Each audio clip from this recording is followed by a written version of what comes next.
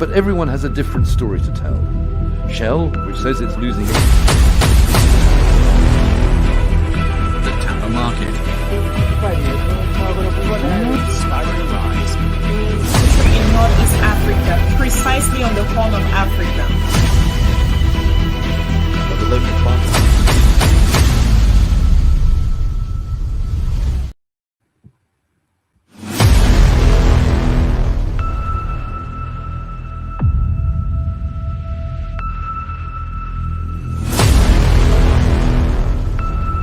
But everyone has a different story to tell.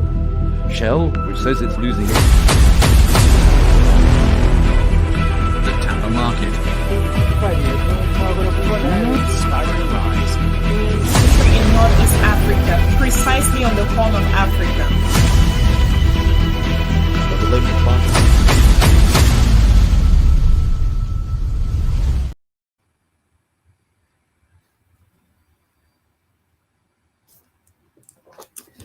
All right. Great day, family. I'm happy to see you all this morning. Once again, as usual, this is Frank, host for the Revolutionary Repatriation Educational Lecture Series. I'm happy to see you all this morning, and I'm glad I'm back. Last week, we did not meet because I wasn't feeling well, so my voice was not correct, so I couldn't come up here. But however, this morning, I have the strength to be here to bring to you what we have for you. So today, it's going to be solely focused on Liberia. This is a topic that been unfolding, that been going on. I didn't want to talk about it, actually. I didn't want to.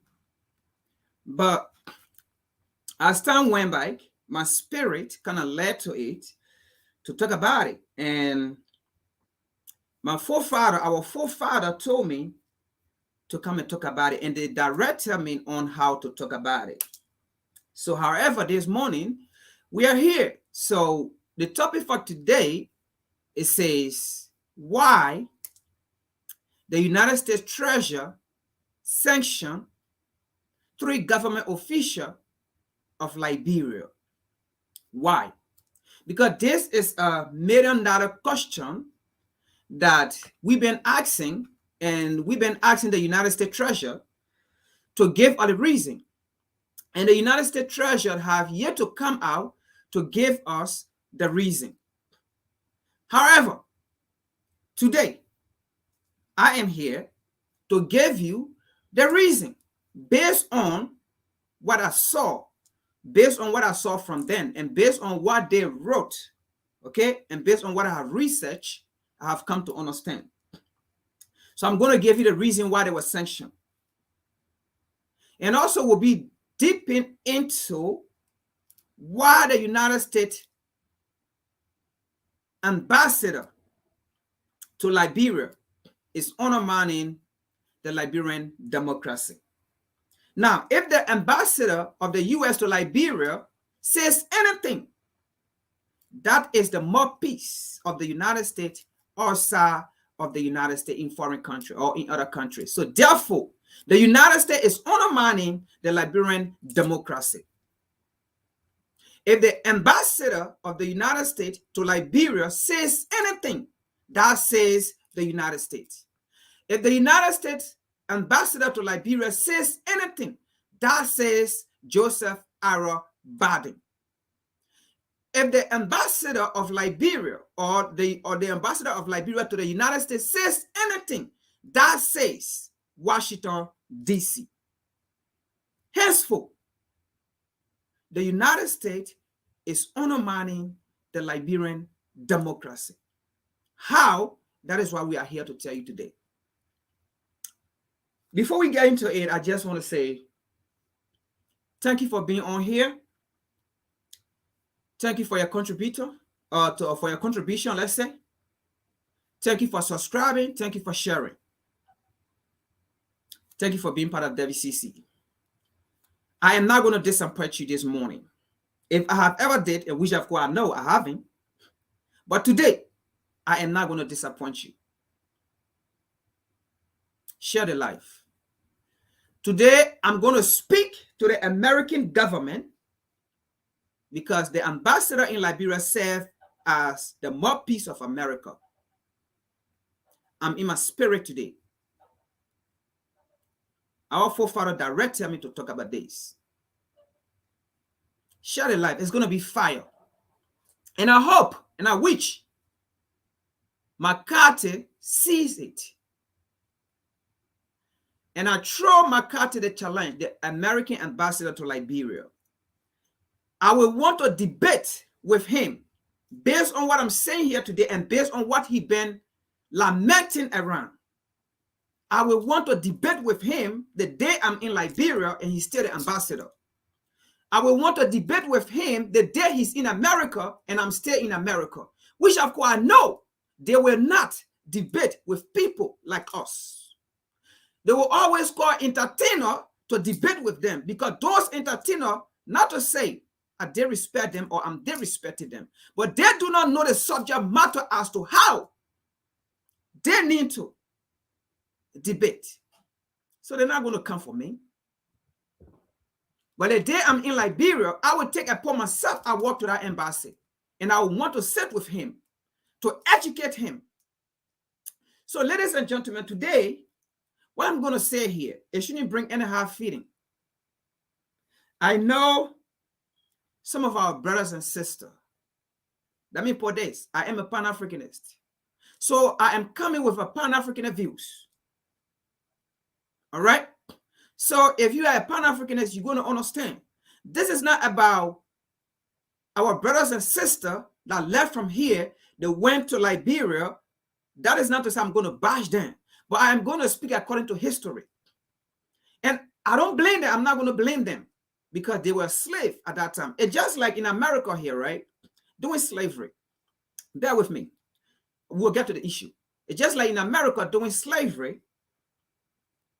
They have black people in America here who were whipping other black brothers. They have black men who were whipping or who were lynching other black brothers. So are we going to blame them to say a black man also whip another black man? Are we going to blame them? No, of course not. We are not going to blame them. And that is why we need to write our history. That is why we need to narrate our history. So we are not going to blame them to say there were also black people in America here that lynch other black men. If a black man in America lynched another black man, it was because he was ordered, he was summoned by his master to go and beat his black brother. If he didn't do it, he was going to be lynched, or he was going to be castrated, or he was going to be killed, or he was going to be burned. And some of them are refused. They were castrated. Some of them are refused to beat their black brother. They were beaten, and they were killed, and they were lynched, and they were butt break in front of their wife and kids and children and loved ones. That's the same thing that happened in Liberia. If we refuse to tell the story for all of us to see the difference and realize that it wasn't your fault, even though you did it, and realize that even though I went through it, it wasn't your fault. Until we can do that, we will continue to blame one another until we can put the blame to where it was. We will continue to blame one another, and henceforth, that is what exactly happening in Liberia. Because we still take the narrative of the oppressor in Liberia. Can you imagine? Can you imagine you will read a book from the narrator, from the oppressor, let's say, the oppressor will says in his or her book that African American are left from the US, went to Liberia, they went and enslaved other African that they met there. And they have people who will believe that. I just gave you the scenario. In America here, there were black people that were lynching another black man. So does that mean those black men that were lynching other black men, they were slave owner, they were slave holder? Does that mean they actually did it because they wanted to do it? No. And that's what happened in Liberia. And there are books that have been written by the oppressor that says the African American that left from here that went to Liberia, they did enslave the indigenous people they met there. No! If they did it, I'm not saying no. If they did it on the demand of the slave master. Because at that time, the African American themselves, now I'm speaking African American because I am the host. I want to clarify things here. Okay? I want to clarify things. If they did, they didn't do it because they left from here to go to Liberia to go and enslave their brothers and sisters there. They were slaves even before they left from here. They were not free slaves. They called them rebellion slave. And that is why we are here today. We're going to see some of these things. And because we continue to go by the narrative of the oppressor, that is why in Liberia, we still blame each other about native versus Congo. Because we ourselves are not understanding the text. We ourselves are not understanding the context. And that is why we continue to fight among ourselves. That is why you will see Liberian will come to America and asking America to put sanction on Liberia.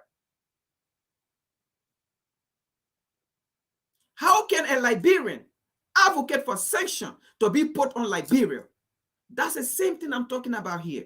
Because we continue to take the narrative of the oppressor.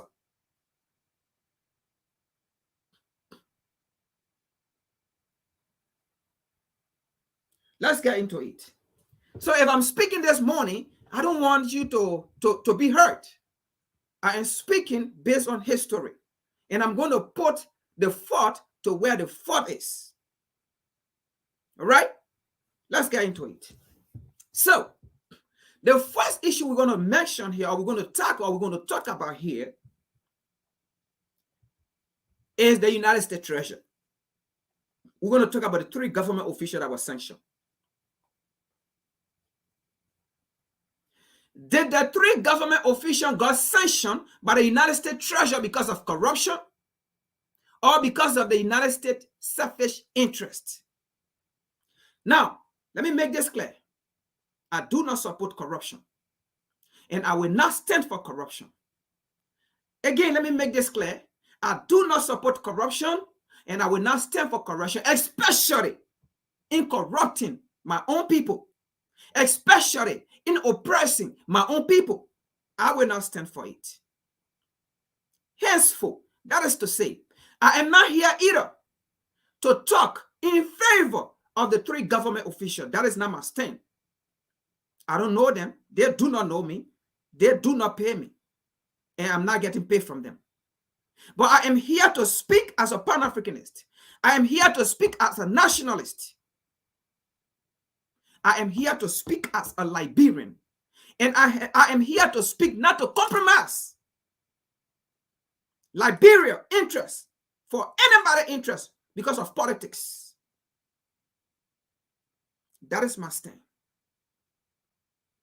Let's get into it.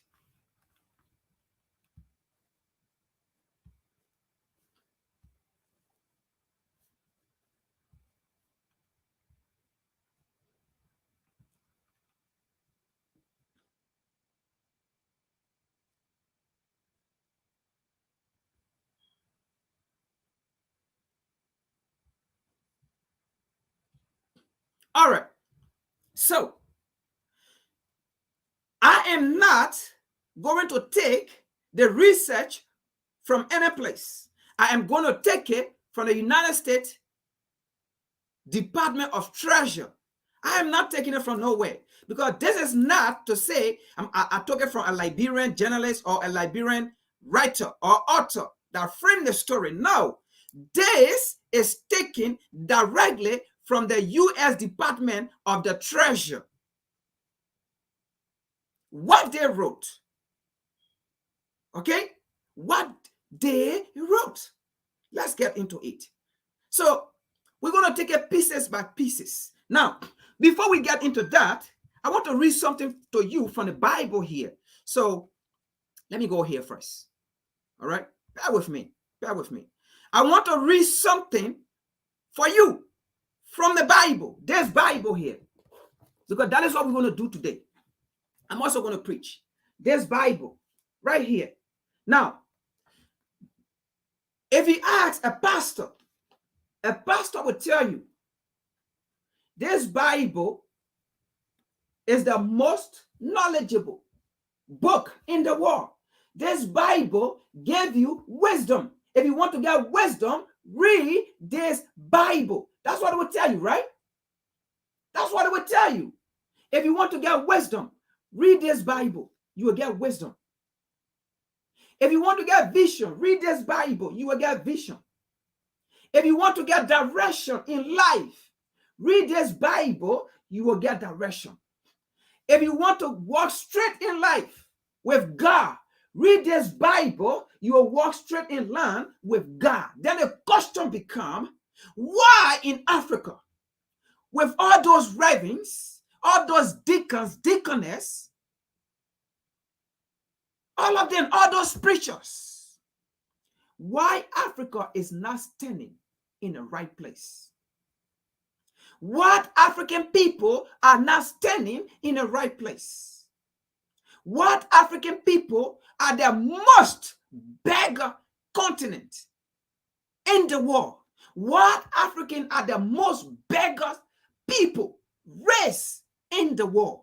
If this book can free you. Oh, hold a minute. If not the case, does that mean our preacher men and preacher women are preaching this Bible to all wrongly?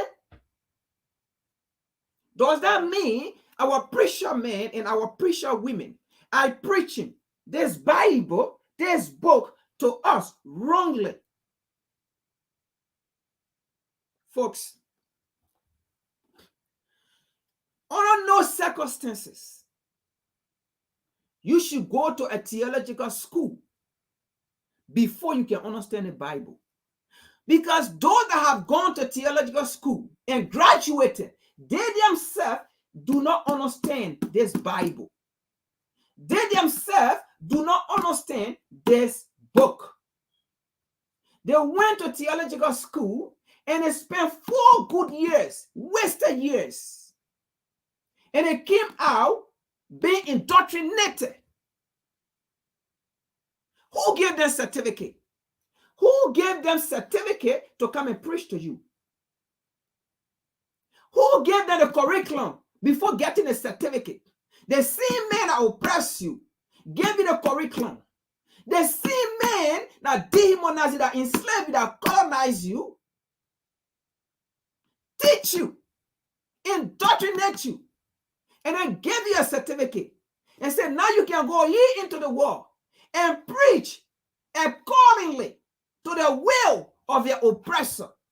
Hold a minute. All right. Let me read something to you here before we can get into this. Because you know what the same Bible says? The same Bible. You know what the Bible says? The man that lead with the sword, the man that kill with the sword, shall be killed with the sword. The man that carries somebody into captivity shall be led into captivity too. Now, this book will tell you God is the God of justice. Is it true? God is the God of justice? Is it true? God is the God of vengeance? If God is the God of justice, then why should your oppressor build schools and you go to that school and your oppressor gave you certificate? Someone who enslaved you, torture you, lynch you, branch you. This is not hate. I am preaching this morning. I am teaching this morning. And that same man will be the man to give you a certificate to go ye into the world and preach. And then that same man will tell you when God comes, God coming to save his people. Who people?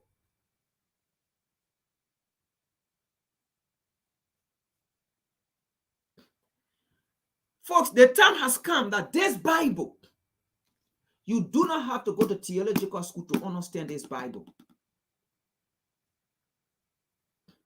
How can you go to theological school in order to understand your own history, your own culture, your own life? How? Who told you? Who lied to us? That is why these days, even the men that went to theological school and spent 4 or 5 years, if you ask them a hard question from this Bible, they will not understand it. They will not answer it. They will tell you something different. What they will tell you is salvation belongs to everybody. But the same book will tell you salvation does not belong to everybody. You know why they say salvation belongs to everybody from? Because the man that enslaved you does not want to feel guilty. The man that colonized you does not want to feel guilty. That is why they don't want you to teach your history. What you went through, they don't want you to teach it because they will feel guilty. So they lie to you, they say salvation belongs to everybody. But God did not say in this Bible, it did not say salvation belongs to everybody. This Bible did not say God will come and save everybody. But they don't preach it to you because in our 4 years of schools, they have been indoctrinated. But let me read something to you here before we can go on. Now, turn with me to Isaiah. We're going to use the same Bible to free our people. The same Bible. Because if you do not use the same Bible to free your people and you want to bring different book, because your people have been already into this book. They believe into this book already. Now, I am not saying go and preach to them to deny this book. Because at the end of the day, this is their history. Now, somebody may say to you, but it was the same white man that wrote the Bible. No, it was not a white man that wrote this book. The white man interpreted your book, this book in English. The white man did not write this book. This is your history. The white man did not write it. King James did not write this book. King James, what he did was he interpreted this book into English. Now, why did he do that? Why? This is the question, even you ask the Christian pastors or preacher, they will never tell you why he wrote it in English. God, your ancestor led him to write it in English. That is why your ancestor, that is why our forefather will always say, I will never forsake you. Always call upon me and I will be there. Why God directed King James to rewrite this, or to interpret it, not rewrite, but to interpret it, this word from different language into English? Because God knew, your forefather knew that when you are taken to America, into foreign land, which of course is in here, what happened? You will lose your identity. Your name will be stripped away from you. Now, bear with me. I know you may be saying, what does this have to do with Liberia? Bear with me. I'm going to read something to you here. Bear with me. Because the Lord knew when you were leaving Africa, you never spoke English. You never spoke English. You spoke something different. The Lord knew it. And now the Lord knew by you coming to a foreign land, an unknown land, far away from your land, from your home. Your name, your identity were going to be stripped away from you. Your language were going to be stripped away from you. That is why when we came here, when our forefather was brought here, those that spoke the same language, they divided them. They put them with people who spoke different language, so that you can forget your language, so that you can communicate, you can keep it. It's in here. Now, the Lord knew after years or decades, you will lose everything. Your memory will be lost about you. You won't know who you are. You won't even know that you are the chosen one. So in order to read this Bible to understand, God directed King James to put it in English, because it is in here that you will learn the language of your oppressor. Is here.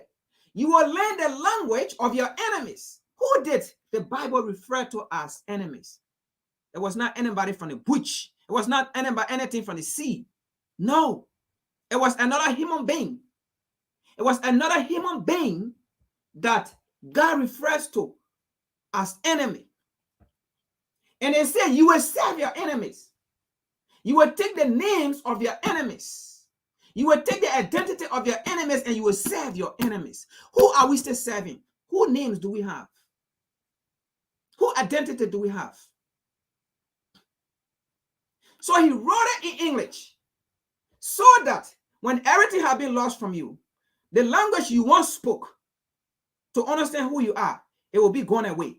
Now, being that you have learned English, you will be able to read this, your history in English, to understand.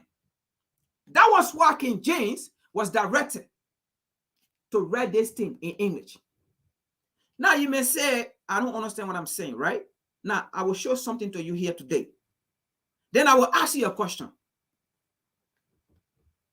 If the white man wrote this thing, why would he say this if he knew this was bad, this was going to happen to him? Why would he read it in there? So what he did, God directed them to put it in English so that today you'll be able to read it in English to understand who you are, because you are in here, you are in these things. And that is why today we're able to read, not in any other language, but here in English to understand. Okay, then this is me, this thing is talking about. But King James did not write your history. King James interpreted your history into English. People always miss it. And that's the point. Now let's get to here. Now, if you have a Bible, turn with me. Turn with me to Isaiah 28, verse 10. I'm going to read something there. Okay? I'm going to read something. Because a lot of time, when you're teaching, people will say, people who have weak argument will say to you, why are you jumping from place to place? You read from here and you leave this, you go to the next place, you leave there like, and then they will say you don't understand what you are doing because you are not certain. You are all over the place. No. Listen to this. Isaiah 28, verse 10. Come with me. All right? Listen to this. We will start from verse 9. It says, whom shall he teach knowledge? Verse 9. Whom shall he teach knowledge? And whom shall he make to understand doctrine? Listen to this. Whom shall he teach knowledge? And whom shall he make to understand doctrine? Now what? Listen to this. Them that are born from the milk and drawn from the breast. Verse 10. This is what I want you to listen to. Verse 10. For precept must be upon precept. Precept must be upon precept. Line upon line. Line upon line. Here a little and there a little. And in order to understand this Bible, that is why sometimes you have to get little from different chapter, from different book, and put them together and understand what this Bible is made of, who is for. Now, if we are trying to talk about our oppressor as what we are coming to do here today, the Bible says precept upon precept. You have to get some from here, little from here, and combine them and understand what tongue are they speaking in. Because people speak in different tongues. They sing tongues here. I can say different thing here and come and say different things. So you have to put all those things together, precept by precept, line by line, letter here and letter there, and put them together before you understand the language of the oppressor, of the liars, of the deceitful people, of your enemies. Now let's get into it. We're going to go back to the Bible, okay? But let's get into it. So, if you teach and somebody tells you, you jumping from place to place, you're not jumping from place to place. Tell that person you have a weak argument because you want for that person to understand. That is why you take it letter from here, precept by precept, line by line, and put them together and make the person to understand. That is why we are here today. This is the Revolutionary Repatriation Educational Lecture Series, folks. I am your host. This is Frank Moba. I am your host. Share the life. Now, let's get to this place here, the United States Treasury. That is why we are not going to honor anything that just come from the oppressor. Now, the U.S. Department of the Treasury. All right. Now, I'm going to tell you why those government officials were sanctioned. They were not sanctioned because the United States Department of Treasury loved the Liberian people. They were not sanctioned because those three government officials, as the United States Department of Treasury said, they sanctioned them because of corruption. I'm not saying they didn't do corrupt act or corrupt practices. That is not my stand. But what I'm saying here is the United States government did not sanction them in favor of the Liberian people. That is my stand. And that is why I'm here to prove today that those government officials were not sanctioned because the American government or the United States Treasury love the Liberian people, love Liberia. That was not what they were sanctioned for. They were sanctioned because of something. And that is what I'm going to show you here today. Today, the U.S. Department of the Treasury Office of Foreign Assets Control designated Liberian government official Nathaniel Magay, Serena Seaford, and Bill Tawi for their involvement in ongoing public corruption in Liberia. Now, let me first of all tell you, the United States is the #1 corrupt entity to Liberia. The United States have corrupted Liberia since 1822. So if the United States Department of Treasury is to sanction anybody due to corruption, the United States should be #1 on our list. We are here today, folks. Let's continue here. These officials, I'm reading from what it said here, okay? I'm reading from what it said here, and I'm going to tell you, you're going to see it for yourself. These officials are designated pursuant to Executive Order 13818, which include upon implement the Global Magnitsky Human Rights Accountability Act and target perpetrator of serious human rights abuse and corruption around the world. Who is the most corrupt nation around the world? If this entity want to hold someone for corrupt practices or corrupt acts, what nation is the #1 corrupt nation in the world? What nation is the #1 corrupt nation that carry on corrupt practices around the world? I'll leave that for you to answer. I know it. Let's continue.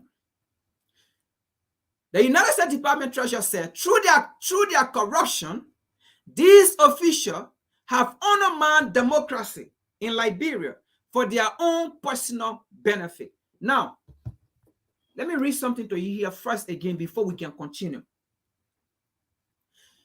The oppressor will always use the situation of the people to make a stand, but not making a stand in favor of the people. Listen to this. Let me see something here. I want you to understand. I'm teaching here today. This is a Revelation of Infatuation Educational Lecture Series. I will show you something here before we continue. Bear with me. Bear with me. Bear with me. If you don't have data, put data in your phone. Come and sit down. Come and sit down and listen to knowledge. Come and sit down and listen to knowledge. Let's see something here.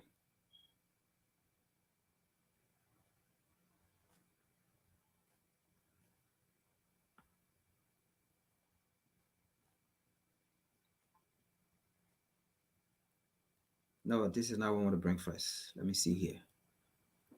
Let me see here. All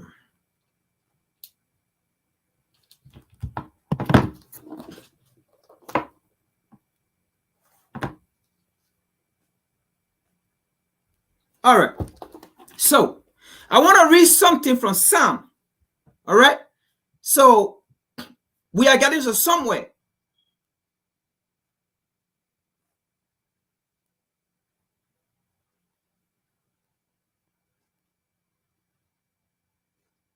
All right, Nkrumah, we will have to do that. We will have to do that. Salute. We will have to do that. Now, I want to bring something to your attention here. All right. Because this is what we are about to get in. So listen to this. Go to Psalm 55, verse 21. I want to show you something. And this is what exactly the United States ambassador to Liberia is. And this is what the United States is. I want to show you something here in the Bible. The same Bible, we're going to use the same Bible to take our people from mental slavery. Because the same Bible was used to enslave our people. So we have to use the same weapon. We have to use the same weapon to take our people from mental slavery and bring them back. Now, Psalm 55, verse 21. Okay? Or we can start from verse 20. We can start from verse 20. Verse 20 says what? He had put forth his hands against such as be at peace with him. He had broken his covenant. Now listen to this. You know what the Lord said? You have broken your covenant. You know what the Lord said? You have put your hands against him and put your hands to the oppressor. And listen to this. The Lord said, if you do these things, you broke the covenant. And what is that covenant that we have broken? Listen to this. He says, 21, the war of his mouth were smoother than butter. The war of his mouth were smoother than butter. The war of his mouth were smoother than butter. So the Lord says, if you listen to people like this, you break the covenant. Those that come to you with soft voice, with meaning voice, kind, slowly talking, those are enemies. Those are devil. That's Satan. The Lord said, if you put your trust in him, then you broke the covenant, or you break the covenant with him. Because you will be associating yourself with the devil. You will believe in what they say. And that is why these people, Samuel and Makate, a caveman, an alien, is doing in Liberia. We're going to get into it. Now, the next one it says, the word of his mouth were smoother than butter. So when he speaks, you think it is the truth. All right? But war is in his heart. So just because he spoke softly to you, just because he spoke softly that your whole body accepted him, that, oh, he's saying the truth. No, war is in his heart. Just because you feel he's talking about your condition, he's using your condition as a weapon to weaponize you. So war is in his heart. Evil is in his heart. It's on his mind to worse you. It's not about you. It's not about your circumstances or your suffering. It's about his foreign policy. So war is in his heart. Devil, demon is in his heart to worse you. Just because he's speaking to you softly or he's identifying your problem, that does not mean he's speaking in favor of your problem. The next one, it says his words were softer than oil. Or add oil. When you hold oil in your hands, very soft, right? Thin, right? His words were softer than oil. Yet were they drawn sword. They come to us, lying to us, making up to things that they are speaking in our favor. Because they talk softly, because they identify our problem. That does not mean they are speaking or they are in favor of us. It's because something is not being done in their way. Something that they want to get, they are not getting it. So in order to get it, they will have to come and use a situation that they cause. And you believe in them. And then whosoever that is fighting for you, you will betray that person. Be aware of your enemy. That's what the Bible is telling us. So it's telling us here, if you do that and you believe in your enemies, you break the covenant. Let's continue here. So there is something I want to bring out here.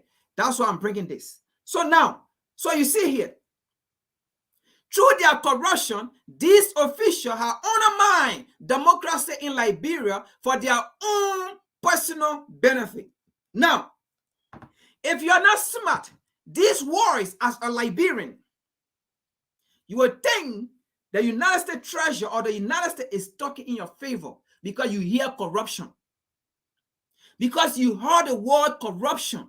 Because you heard that Liberian people are suffering. And you will fall for this.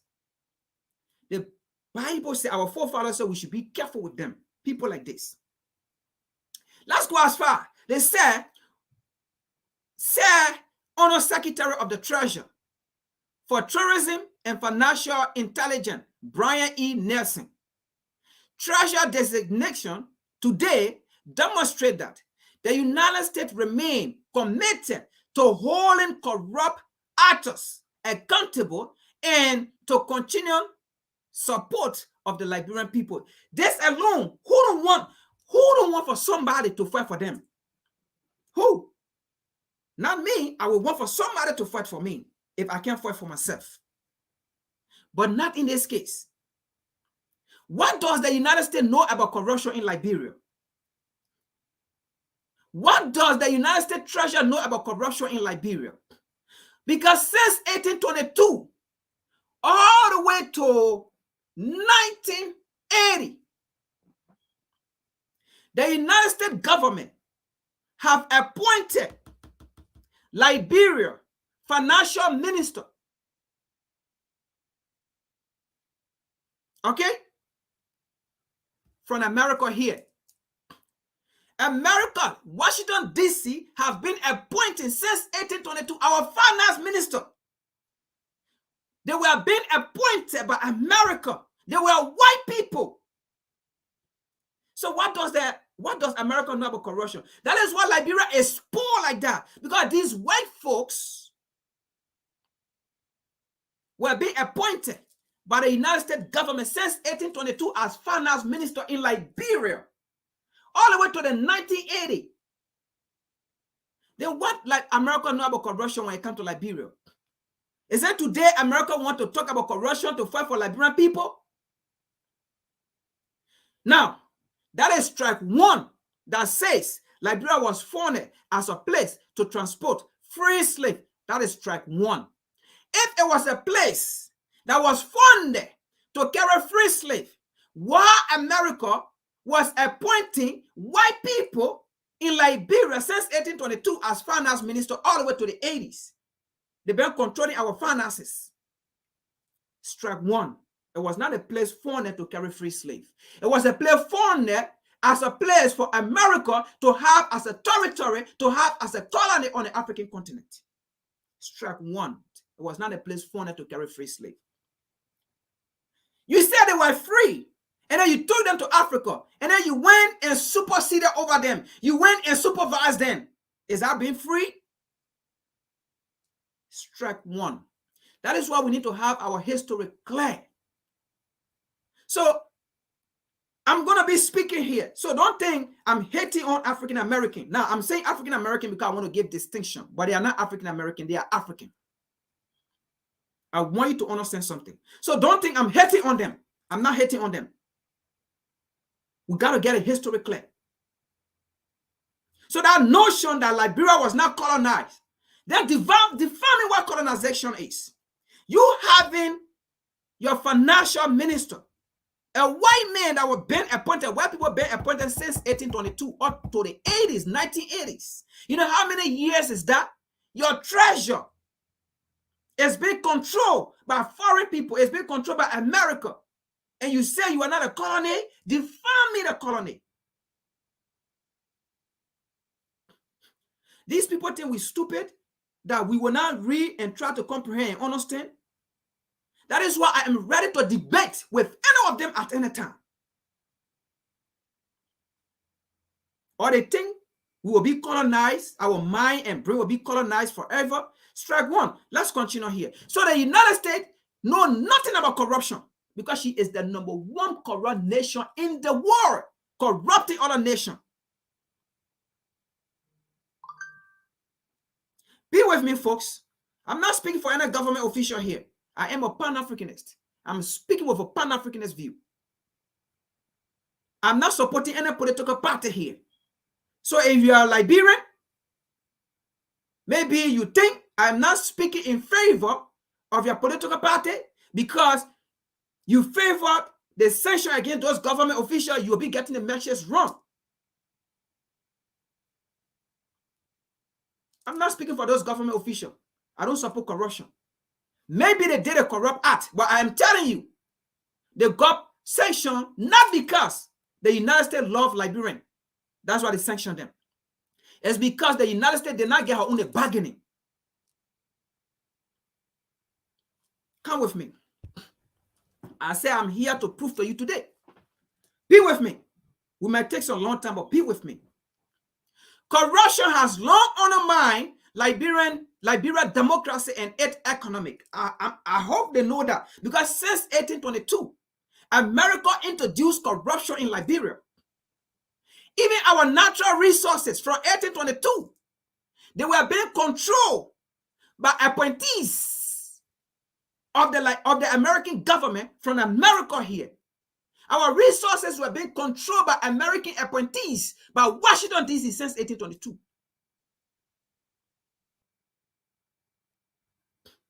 Now, the United States Department of Treasury want to talk about democracy in Liberia. Since 1822, Liberia, we have never experienced democracy until I would say 2005, until 2005. Since 1822 to 2005, that's the time Liberian experienced what democracy is. The first time they ever tasted democracy was 1985, when few Liberians was even able to vote. That was the very first time some Liberian, few, were able to vote in the 1985 election. But from 1822 up to 1985, no elections. People were being appointed by American government, by Washington, D.C. to serve in Liberia. Is that democracy? What America know about democracy? If we are to talk about democracy, Liberia is the youngest democratic nation in the world. Because we started experiencing democracy in 2005. Up to today.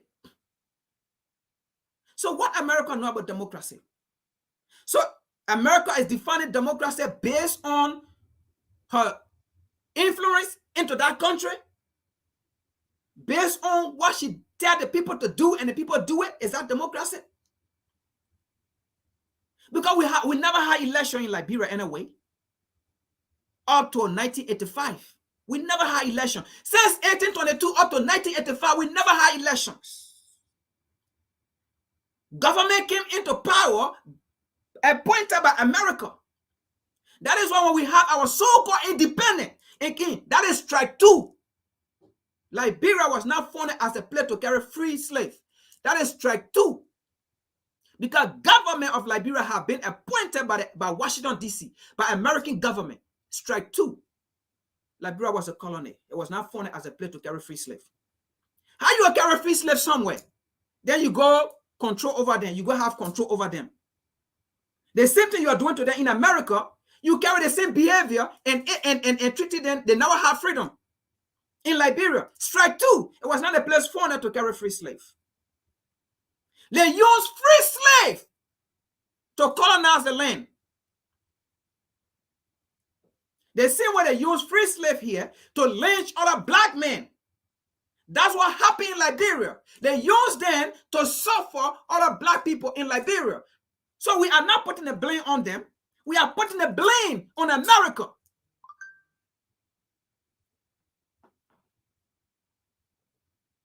Let's get our history clear here. That's the only way we will know where we stand, how far we have come, and start blaming each other.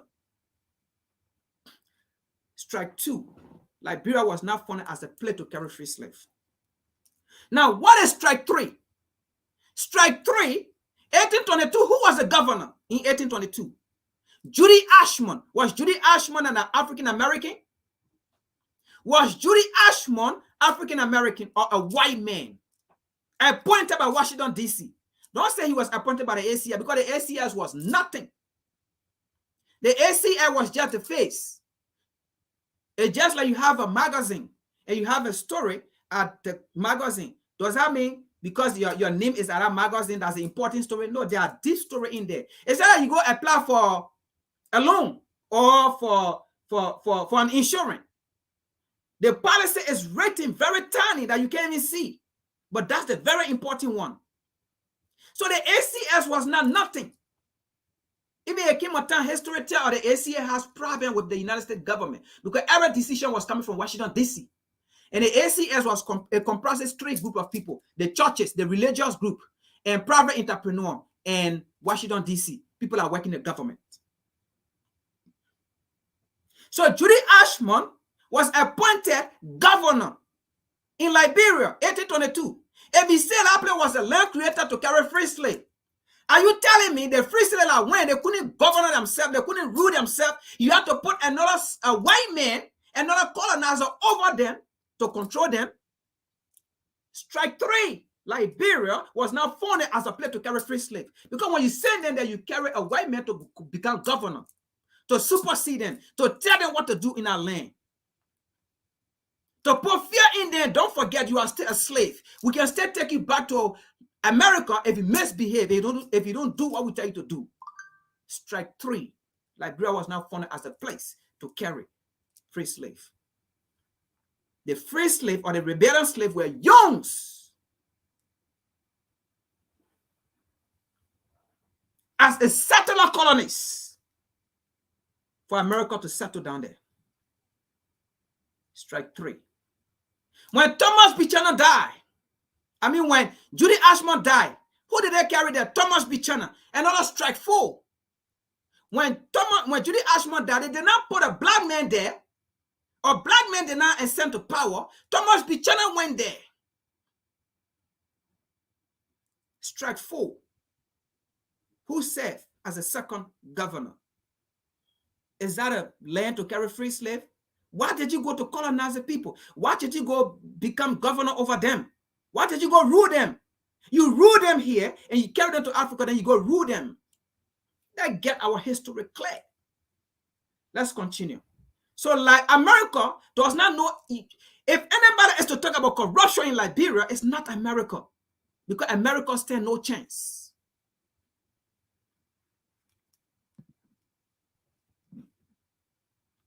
The time has come that we have to stand up. We are going to stand up for our nation. And we're trying to let America know. America knows nothing about democracy. It's like you take black people from this country. If you take black people from this country, America have no democracy. What you will see in this country will be laws. You take black people from this country, America have no democracy. Black people gave this country democracy.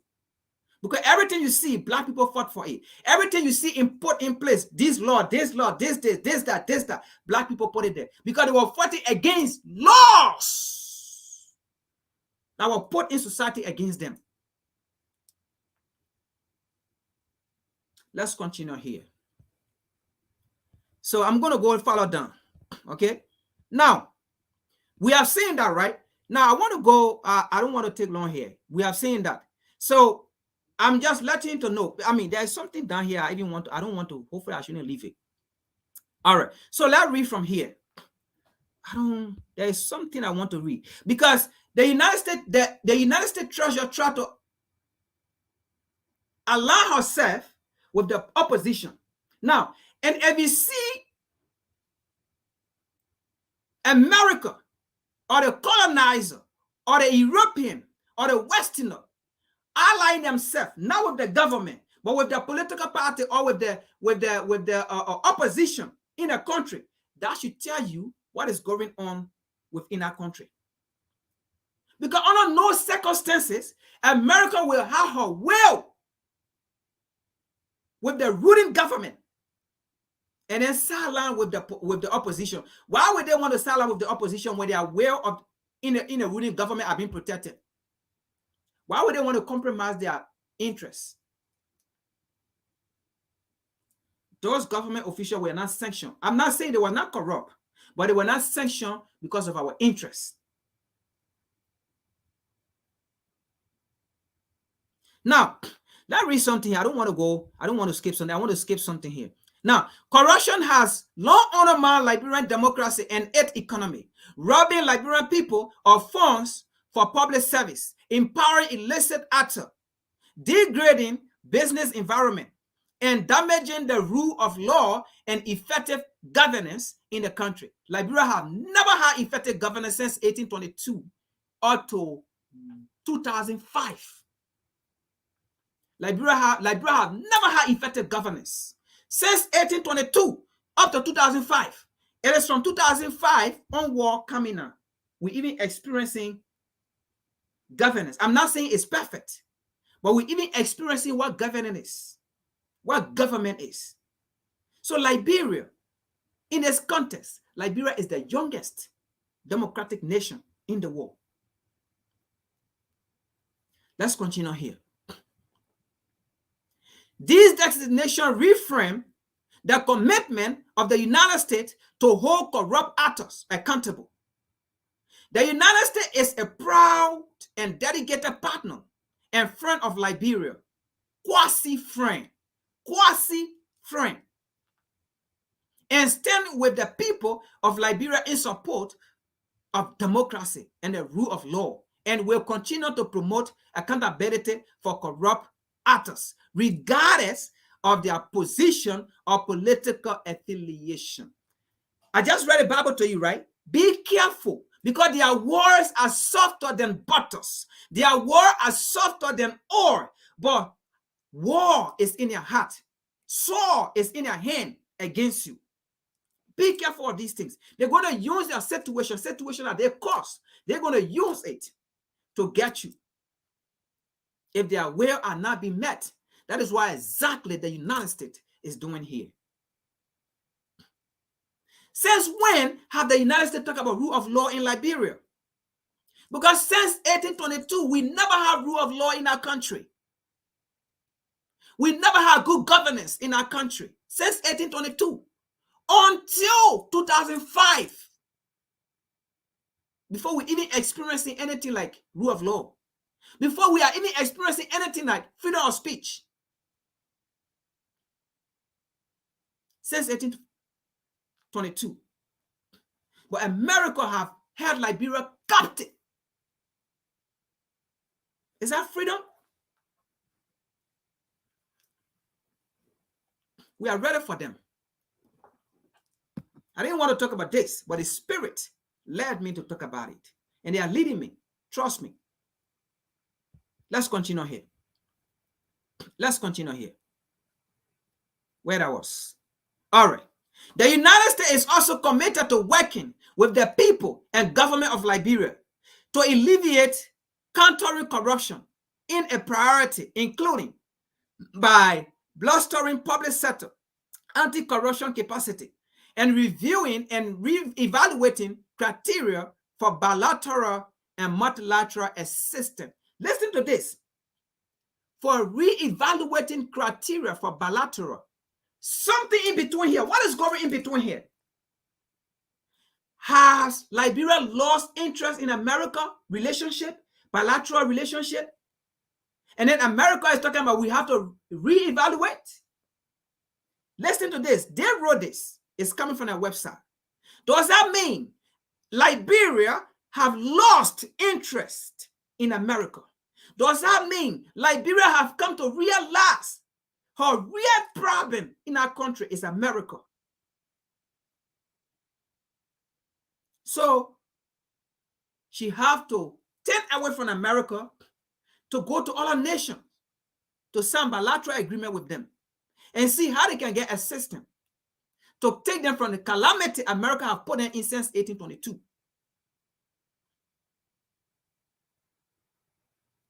These are questions we need to be asking. Come with me, let's continue.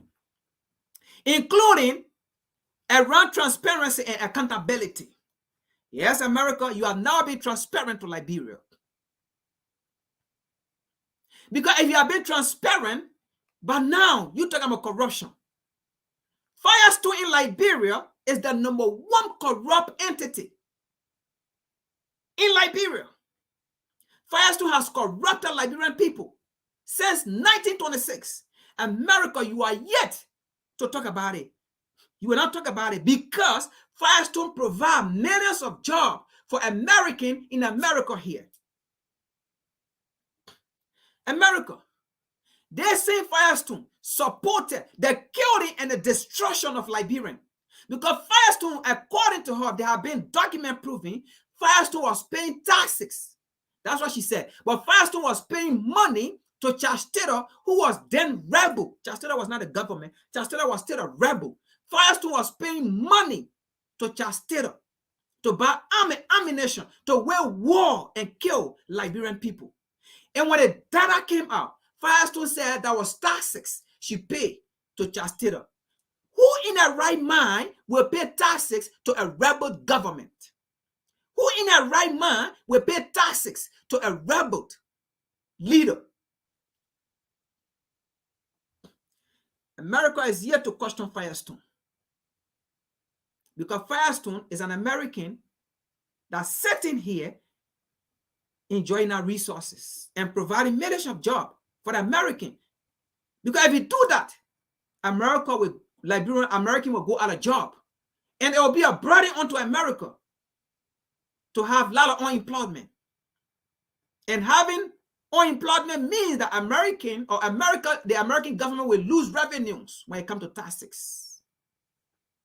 What does America know about corruption in Liberia? America is part of the problem of the corruption, the systemic corruption in Liberia.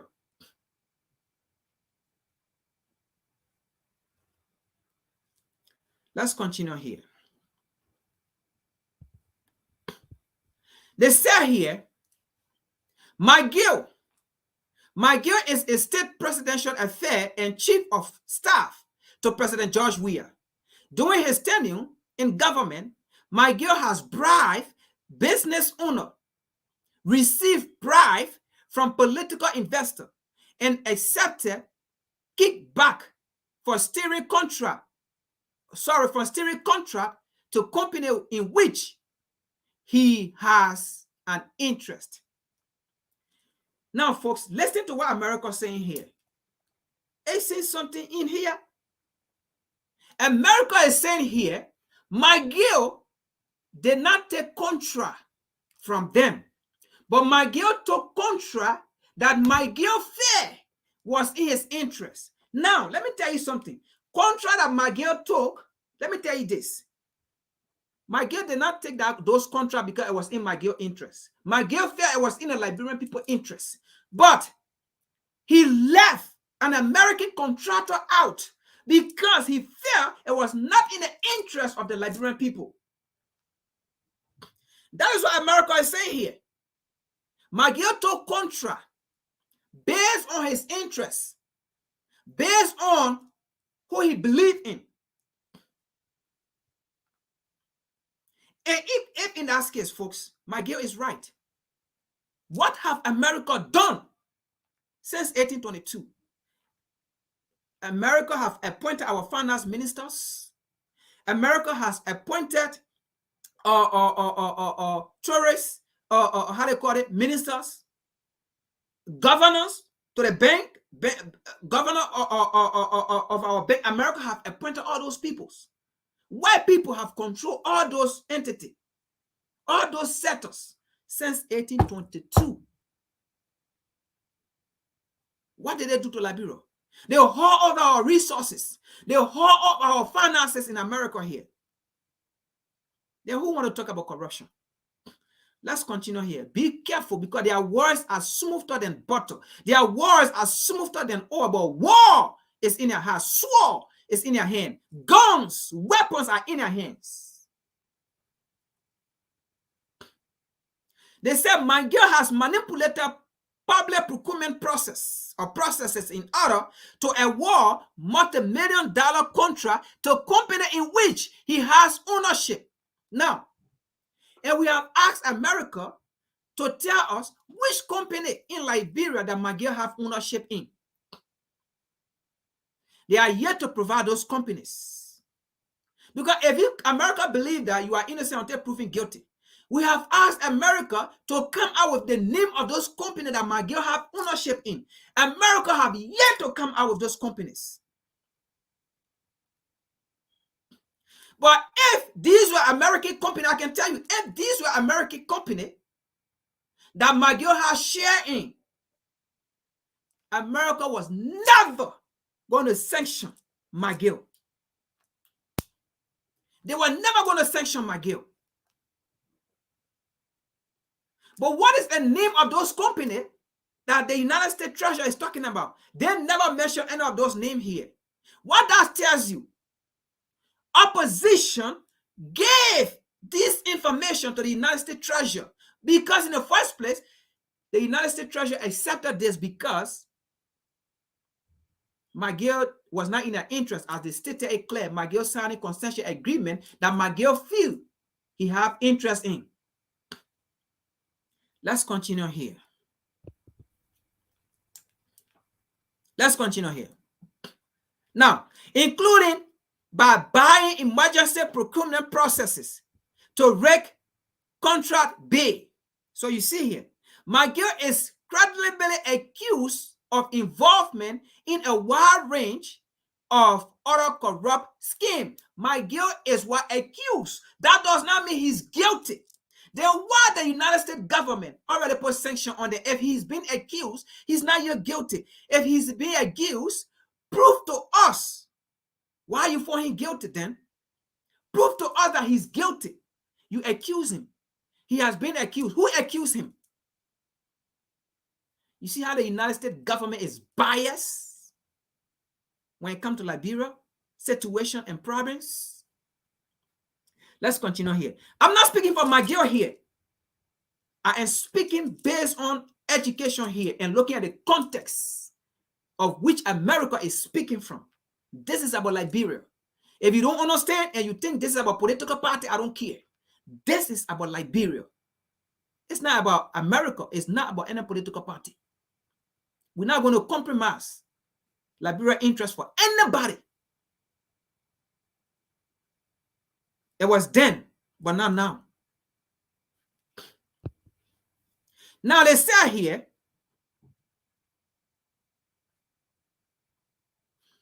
they went as far as saying, wide range of corrupt scheme, including soliciting bribe from government office seeker, and misappropriating government asset for his personal gain. How America know all of these? Is America in a House of Representatives or in the Senate? America sitting in those places? When they go for hearing, is America sitting there? Again, these are people, like I said, these are people in America who think Liberia belongs to them. These are people who still want to be horse negro. These are people who still want to serve their slave master. So if things does not go in their way, they run to their slave master and ask their slave master to punish Liberia, so that Liberia can go into chaotic movement, so that Liberia can lose interest or lose interest in the people that currently serve them, or the people that seek their interest, so that they can get into power. And that's how Liberia has been running since 1822. It's bad. We are all Liberian. Let us give chance to anybody that come into office and work with that person. Liberian belongs to nobody but Liberian. Liberia belongs to nobody but African. You cannot solve your situation by bringing in the oppressor. And that is why we need to set our history clear and talk about it. And put the blame on the people the blame is supposed to go on. And that's the only way we'll move on. But if we continue to whitewash it, we'll keep pointing fingers on each other. And that is why the colonizer want to divide and conquer. Let's continue here. My girl is being designated for being a foreigner. Now, what does America... Listen to this. So is this why America put sanction on my girl? So these are opposition that the United States government worked with. My girl is being designated for being a foreigner, for being a foreign person who is a current government official. My girl is being designated for being a foreigner, or for being a foreign person who is a current government official. So the United States Treasury is telling us my girl is not a Liberian. My girl is a foreigner. So, United States government, can you tell us where my girl is from? Is my girl, if my girl is not a Liberian? Where my girl migrated from before coming to Liberia? What is my girl nationality? So, folks, you see here, this was not written by the United States Treasury. This was written by opposition. But the United States government is working with opposition because the United States government feel that my girl is not protecting their interests when it comes to consensual agreement in that country. So is this why the United States government sanctioned my girl? My girl is being designated for being a foreign person who is currently working, who is current government official, who is responsible for or complicit in, or who has directly or indirectly engaged in corruption, including the misappropriation of state assets, the expropriation of private assets for personal gain, corruption related to government contract. You see it? Corruption related to government contract, or the extraction of natural resources, or bribery. So you get it here, right? And when you read 5, even Serena C4, they also say, you see how Serena C4 is being designated for being a foreign person who is current government official, who is responsible for or complicit. So you see, then when you go down here to Treasury, they say Treasury is being designated for being a foreign person who is current government official. So all these three people, the United States government or Treasury is telling us that they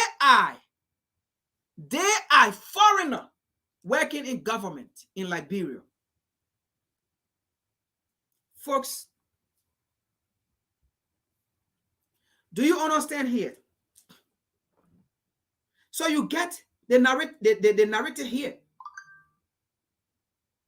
The United States government is saying those 3 government officials, they are foreigners working in the government.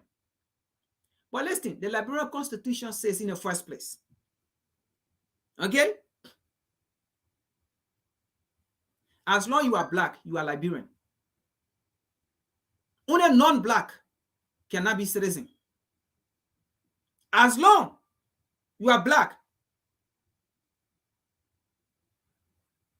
or you are a descendant, okay, you are a descendant from any other slave, whether in America or in Europe, you go to Liberia, you are Liberian.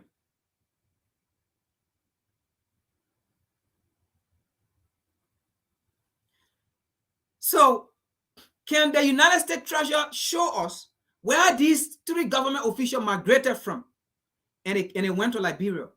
Can United States Treasury tell us these 3 government officials, what is their nationality? Because they are saying it has been alleged or it has been designated that they are foreign people currently working in the government or working as government official.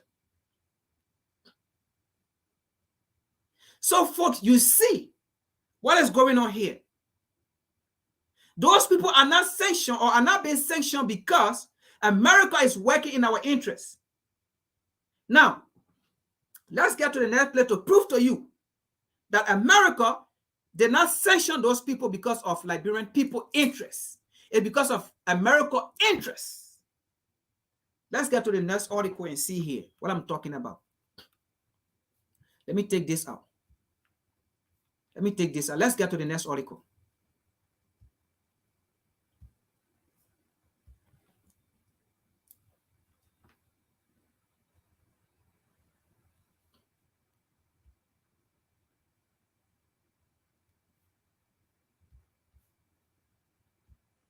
Now, the next article here says what? Liberia, U.S. sanctioned Russia link to software mining company. Now, you see here, right? The first article, what did they say? Miguel was signing a consensual agreement with company that he had interest in. Miguel was undermining the American interests and not signing agreement with American companies. He signed agreement with companies he felt he have interest in. He have access into those companies. You understand why we're going on, right? Now you see. So they have Facebook blocker. One other guy from Nigeria called, I know, Paramark or Wamark. He has been paid to make all kind of nasty video. He doesn't know, he don't even know nothing about Liberia. He don't know nothing about how America operates in Liberia. He don't know nothing about Liberian history.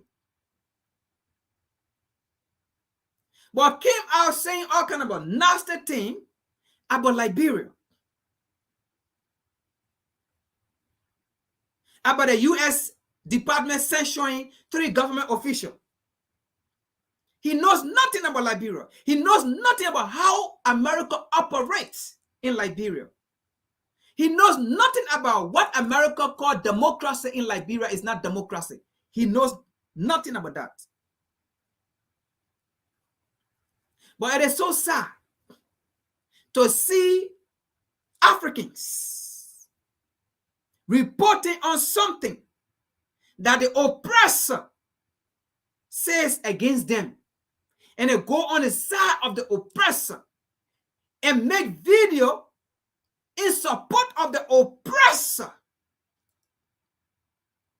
How sad it is. Now, in this section, again, I am not speaking for the Russian company. Because at the end of the day, they all have interest to exploit the African resources.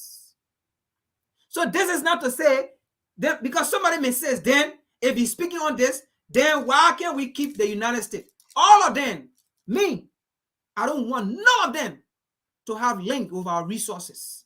Whether it could be the United States, whether it could be the Russian company, whether it could be the Indian company, whether it could be the Chinese company.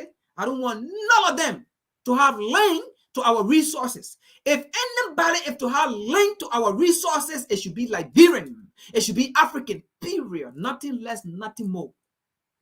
No addition, no subtraction. That's it. Let's continue here. The title says U.S. sanction Russia link to Solway Mining Company. Now you understand why those government officials were being sanctioned, right? Come with me. Come with me. Now, they said, moreover, the United States Treasury, again, the Treasury, the same Treasury, you people that sit down and say the United States Department of Treasury sanctioned those governments because they were corrupt, because they were stealing Liberian people money, because they're making Liberia high, because they're making the Liberian people to suffer. It's political. Don't fall for it. If you see the United States government supporting opposition in your country, it means that government is working for you. That government is in your interest. If you see the United States government supporting your government, it means that government is not in your interest. It means you should be opposition. If you see America supporting opposition in your country, it means you, as a citizen of that country, don't be opposition, because you'll be going against your interests. If you see America supporting your government, it means you should be opposition. It means go the other way. Be opposition.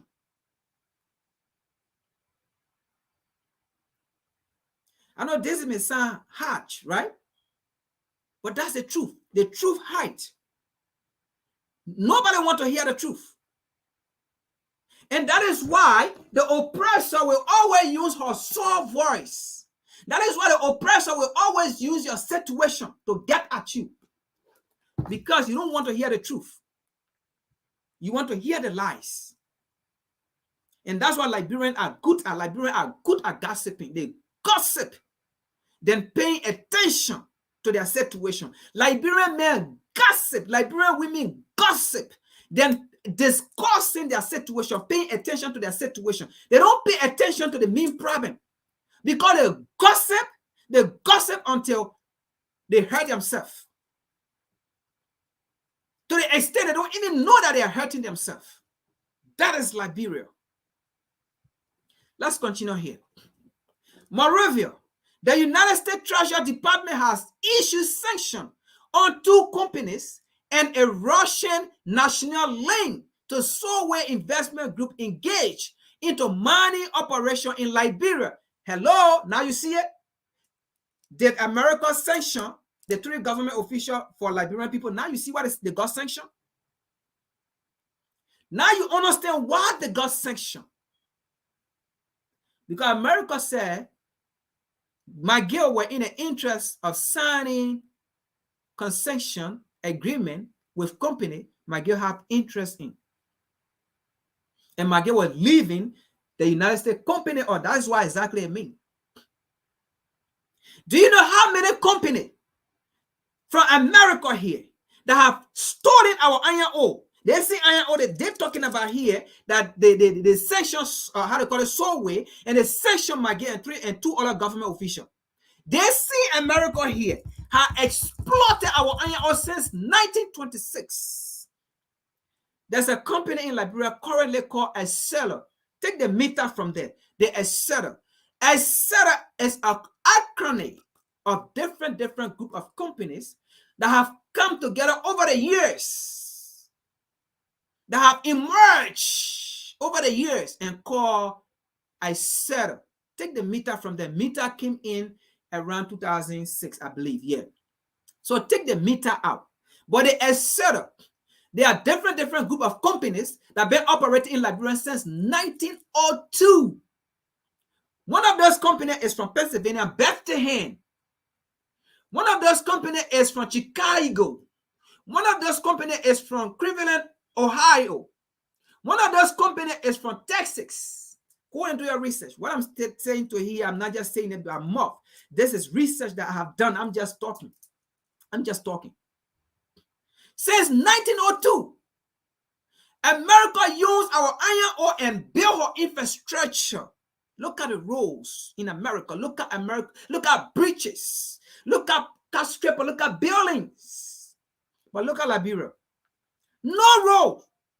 And at that time, you know who control our finances? The United States government appointed people from America here to control the finance of Liberia. The United States government appointed people here to control our natural resources. They made rule and regulation on taxes, on tariffs. Not Liberian. Not even the American Liberian that were there. Not even the American Liberian that were there. The American Liberian were just serving as host Negro in our country. That's all. Because it was easy already to convince the American Liberian. And it was hard to go and convince the native men.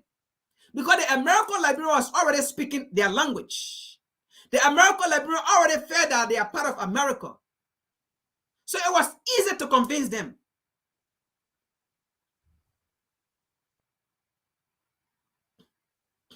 Okay? So now you see why the sanction on those three government officials came about. So while they sanctioned them, at the same time they were sanctioning these Russian companies. Now, why did America take this step swiftly? There are two nations in the world currently. In fact, not even currently. There are two nations, only two nations in the world. Or I would say currently anyway, currently. Maybe there are other nations that have iron ore, but they are yet to be discovered. But currently, there are two nations in the world that produce iron ore. Ukraine, Russia. Ukraine and Liberia. Those are the two nations in the world currently that produce iron ore. Currently, Ukraine is at war. That factory is not working. That mine is not working. It's Liberia. Now, you look at the situation in the world right now. If that factory is closed, and this company, as it has been alleged that it is a Russian company, if they take the iron ore from Liberia, where is it going? And who interest is it going to? America or Russia? Of course, not America, but Russia. Now, the iron ore that the money is not just iron ore. They have a mineral resources. There a resource also called uranium. And of course, you know what uranium is made out of? Modern weapons, nuclear weapon, nuclear axes. And then our iron ore then are being what? Guns, machines. So that means if they allow the Soviet company to keep operating in Liberia, America is losing. Because currently, these nations need the resources to build upon their nuclear weapon, to build upon their nuclear arsenal, to build upon their modern weapons. So if Russia is in our state and our company is for Russia, what that mean? Russia is going to have more edge because Russia will keep advancing her nuclear arsenal. Be careful here. Just because someone came and said they put sanction on Frank in Liberia, that does not mean it's in your interest. None of these countries work in your interest.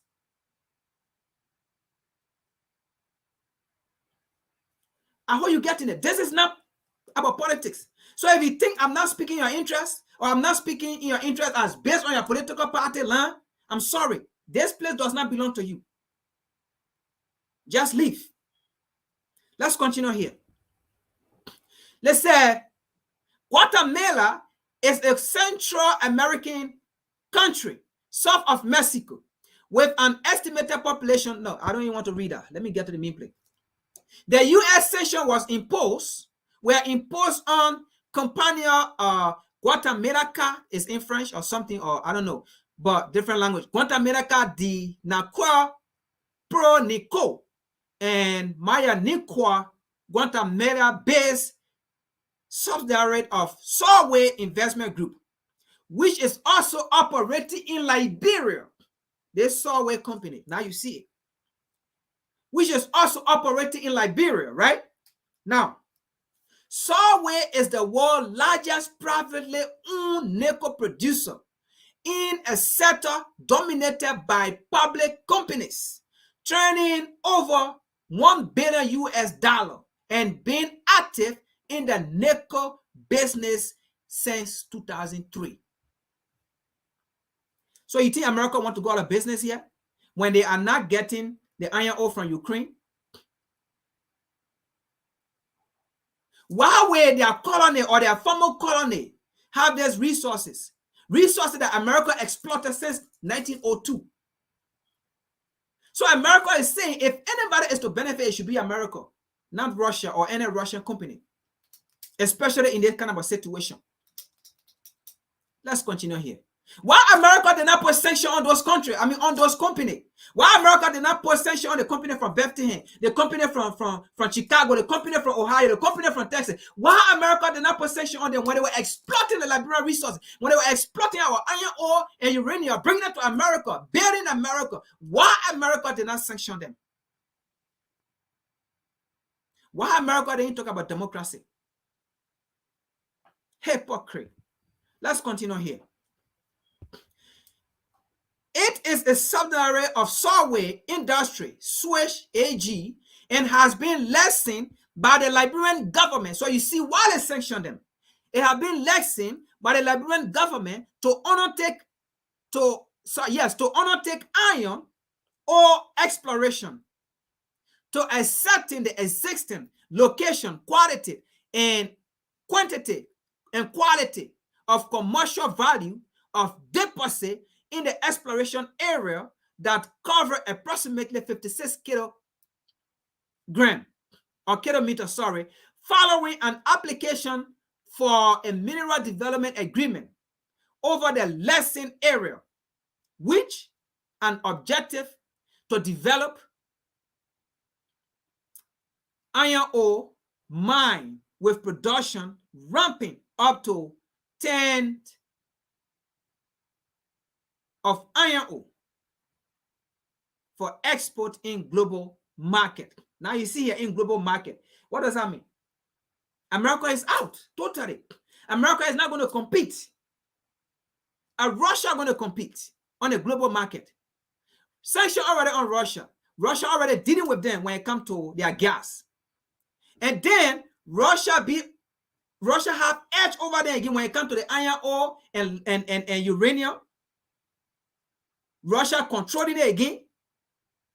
So they have to put sanction on these people. That signed, especially McGill, that signed a concession agreement with this company for 3 years for this company to operate. Now you understand why they put sanction on these people. If you are a political party here, maybe ANC or UP, try to understand the logic here. Try to understand the logic here. It's not about you, because even you yourself, you come into power tomorrow and you do not exercise the will and pleasure of America, you will be sanctioned. How long are we going to continue doing that with America?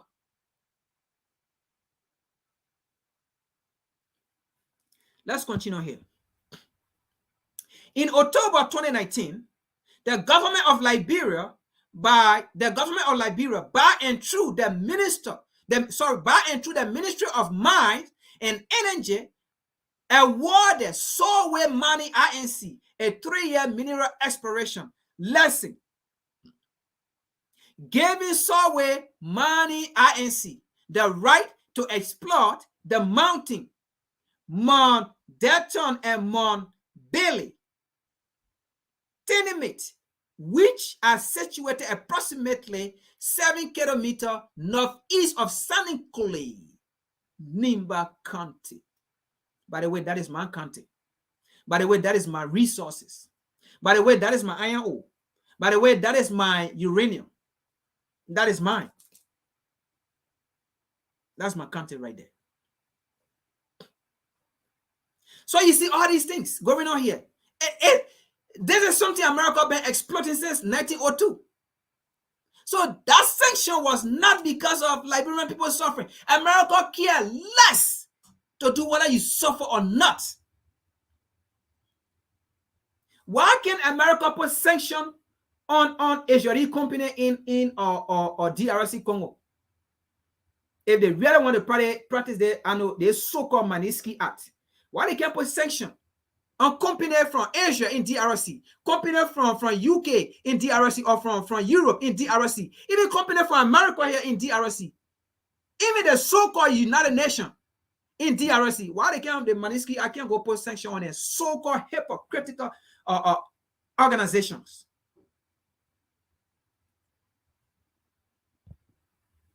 But listen here.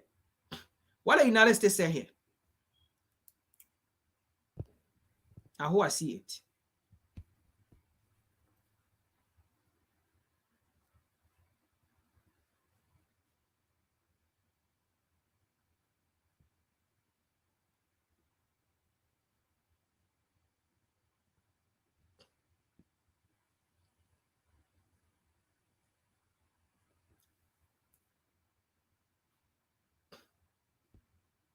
There's something I want to read here, and then I'll stop. We get to the next part. Now,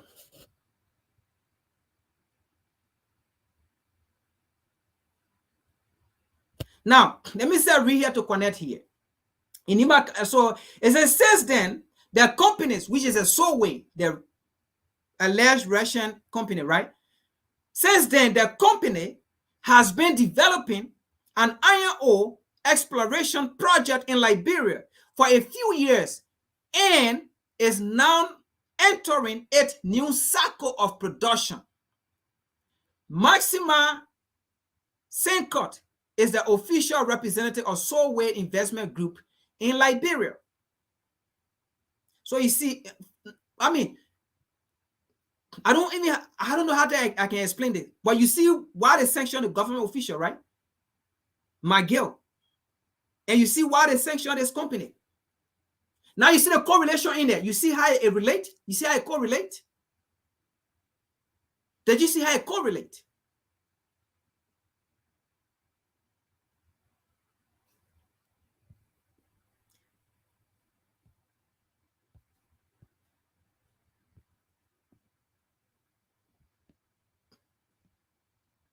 Did you see how it correlates in here?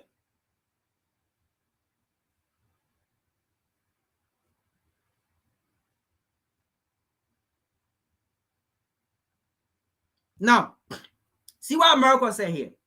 The United States government, through a Treasury Department, justified. So you see, so it was the United States government that sanctioned the 3 government officials on a false premise or premises of fighting for corruption for the Liberian people in Liberia. But you can see it now. I don't know if anybody want to dispute that. What we just saw here, or what I'm saying here, I don't know if you want to dispute that. But when I say that Liberia, those officials were not sanctioned because America sees that or saw that Liberian people were suffering, or America saw that those government officials were corrupt. If that's the case, those 3, if America really want to fight corruption, those 3 government officials are not the only corrupt people in our country. If America want to go that route, that she want to fight corruption in our country to save Liberian people, then those 3 government officials are not the only corrupt people in the country. That is a fact. Why? Then America have to go for the entire country. But those 3 government officials, they hold key position that hinder the interests of America, influence or foreign policy in Liberia. Henceforth, America have to get it out.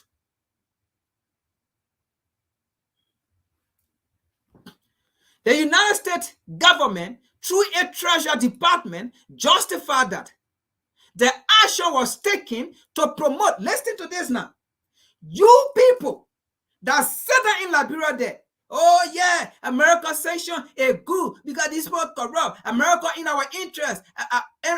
You know what really helped me in our country? Even representatives in our country, senators in our country, they do not have to solve their problem. In fact, it's so bad for me to see senator writing, to see representative writing the American embassy of what should be done in the government. Oh man, woo! They got representatives in Liberia, senators, government officials, writing the American embassy for America to take action for things that need to be discussed and debated in the House, in the Senate. They take it to the American embassy for solution. Are you kidding me?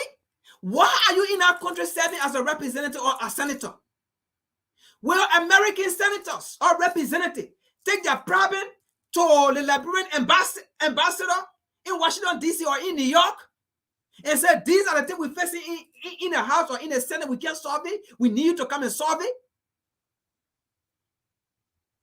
Will American representative or senator take their problem to the European Union or to the European embassy? Will they go to the European embassy to protest American interests? I mean, senators, representatives, American senators and representatives. Will they go to the European Union and protest in front of the European Union and give them petition of what is affecting America? BS. So it baffles me when I see representative and senator of Liberia sitting on social media lamenting how they're going to write petition to go to the U.S. embassy for the United States embassy to convince, to intervene. My God. Ah.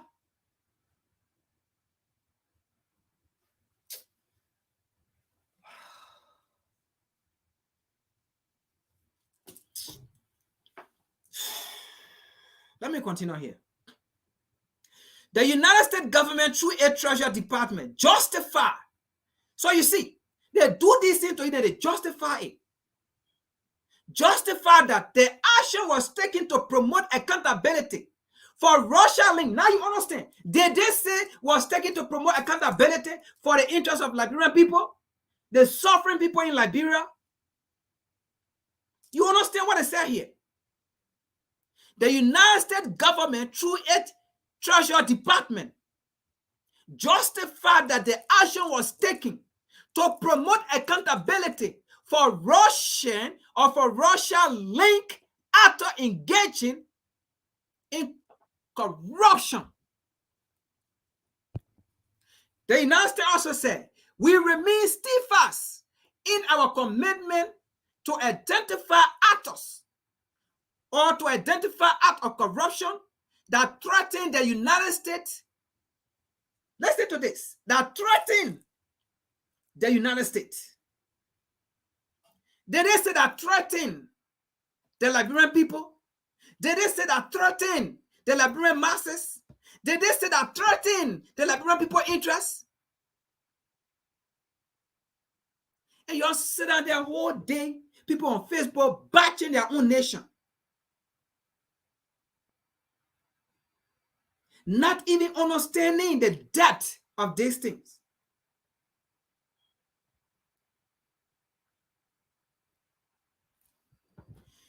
We remain, the United States remain. I'm not even going to say we remain. The United States remains steadfast in our commitment to identify acts of corruption that threaten the United States and the democratic institution of United States partners and allies. Now, you narrow-minded Facebook politician, you narrow-minded Facebook talk host show, you sell your own country because of lack of knowledge and honor the narrative of the oppressor, of these exploit or of these people that come and exploit you. You don't even understand their worries, their attitude, their acts. You don't understand why they do it. You just read, but you don't understand, you don't comprehend what you read. And then you bash your own country. Fight the battle of the enemies. Instead of you fighting the enemies, you fight the battles of the enemies. And then by the time you finish, when you realize that you fought the wrong battle, you're already tired and weak. And then the enemy come and just finish you. The United States remains steadfast in its commitment to identify acts of corruption. And when I say act of corruption, the corruption entails if it is not in the interest of American people, if it is not in the interest of Washington, D.C., it is corruption. If it is not in the interest of American foreign policy, it is corruption. That's how they define corruption. That's how they deem corruption.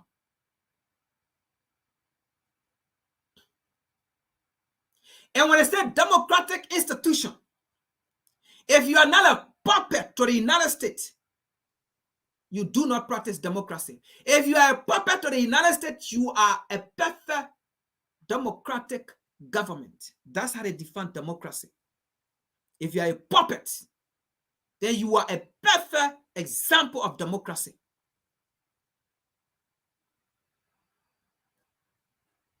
If you can obey them, you become an ally. If you can serve their interests, you become a partner. Let me take this out. So you understand the sanction. You understand? You understand the sanction. Okay. The day I'm in Liberia, or even here, if any American government official want to debate with me, I am ready. But they will not, because they're going to read this. They're going to listen to it. They're going to see it. And they know it is the truth. But they will not find me. Why would they want to find me? And they know when they find me to talk to me, it will compromise their interests. It will compromise their sanction. Why would they want to find me? So now you understand why those government officials were fired or were sanctioned. America, you can no longer continue to fool us. Yes. We came into your system and use your system and learn to our advantage, not to your advantage. Use the resources within your system to elaborate what belongs to us. To liberate what belongs to us. To teach our people your plan, your game, your art, your mind, your behavior. Now, let's get to the ambassador. Okay? That case of the 3 government officials sanctioned, you have seen it. Why they were sanctioned. Let's get to the ambassador that is undermining the Liberian democracy.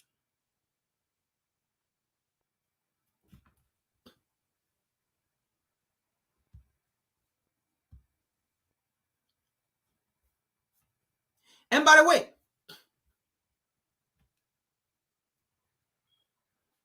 the American ambassador to Liberia, he's a caveman, he's a devil.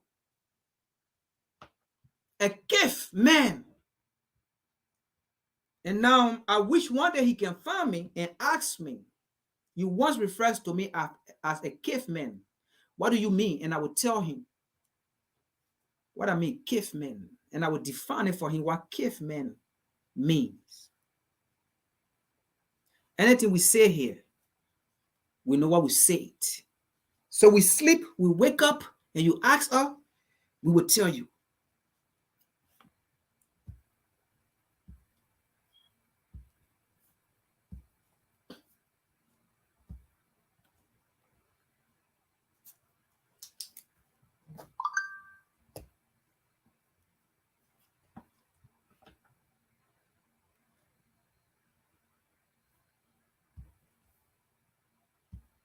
Now, folks, here,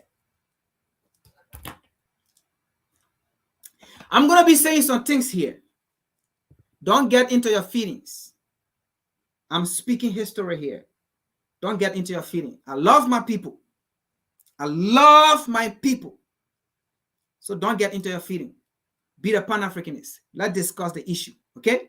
Now, this is the caveman, this alien. In Liberia, we have not even given him an alien number.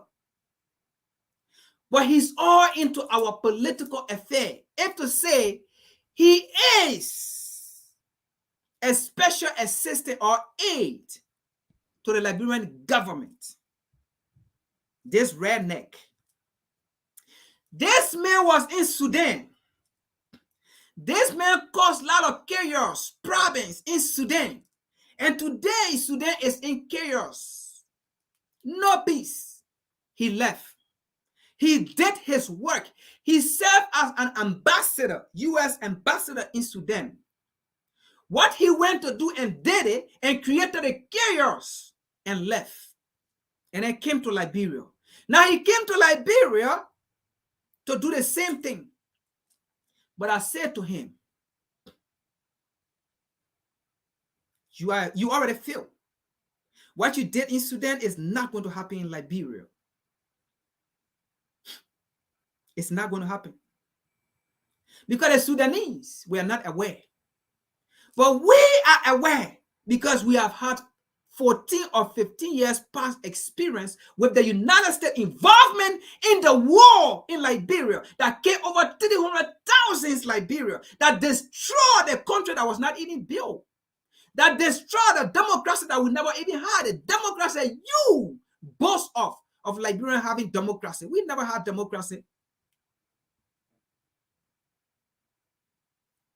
This redneck, this cave man, I don't know who he think he is. He is in Liberia. But I don't blame him. I blame the so-called media that gave him public attention. I don't blame him. I blame the so-called representatives and senators in Liberia that do not know their function. They do not know how powerful they are in our country. They do not know. They do not understand their title. They stay at us. Slave, horse Negro. How can you be in Liberia? How can you be in Africa and still act like a horse Negro? How can you be in Africa and still behave like a slave in this 21st century? Who told you in Africa you're supposed to behave as slave? I understand. When you eat a so-called white man home, you got to go by their rules and regulation. You got to go by what they say. I understand you don't have power. I understand this is their kingdom. I understand this is their heaven. I understand this is their territory. But how can you be in Liberia, your kingdom, in Africa, your territory, your kingdom, and you allow these people to come and tell you what, then you run to them. Oh man. Oh, God. Sorry, guys. It's frustrating at times. It's frustrating at times when you come to realize that people that serve in places that need to do what they're supposed to do, they are not doing it, but they occupy those places. An open letter from U.S. Ambassador to Liberia, Michael A. McCarthy. An open letter. Let's read here. Michael A. McCarthy says, 9 months ago, I asked the purposefully provocative question, what would Joseph Jenkins Rabo have to say about Liberia today? Which helped spark a conversation with where this country found itself 175 years after independence and 200 years since the arrival of American settlers. Now, first of all, let's make that clear. They were not American. They were not American. Folks, don't get in your feelings. Be with me. Let's discuss something here. They were not American. We need to educate these fools if they think we are fools. These people were not American. You call these people rebellious slaves. Just because you want to make a statement Then now you gave them the entitlement as American. Folks, let me remind you, in America here, even current time, when you die for this country, when you go to the Olympic, they don't call you African American, right? They call you American because you putting America on a map. You dying for them. You selling them. They call you American. When you see African American play in the Olympic, NBA, this, they call you American. They don't see your color. They don't see anything. But once you are no longer for them or dying for them, or once you are no longer on a plantation, let's put it that way. Once you are no longer on a plantation for them, then they call you African American. But they once call you American when you're on a plantation. They once call you American. Then after you are no longer useful, they can no longer get anything from you, then they call you African American. Now, the time of these people that you call American settlers, 1822. In 1822, they were not American. Folks, now you understand me when I said they were not American.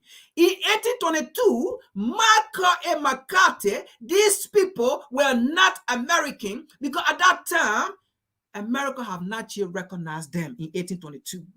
Even the right to vote was not yet even in place. Whether 14 or 15 amendment was not even yet in place. Henceforth, they were not American in 1822. Slavery ended 1865. And we're talking about 1822 when these people migrated. Now, another strike. Liberia was founded as a place to carry free American slaves. Another strike. They were not American.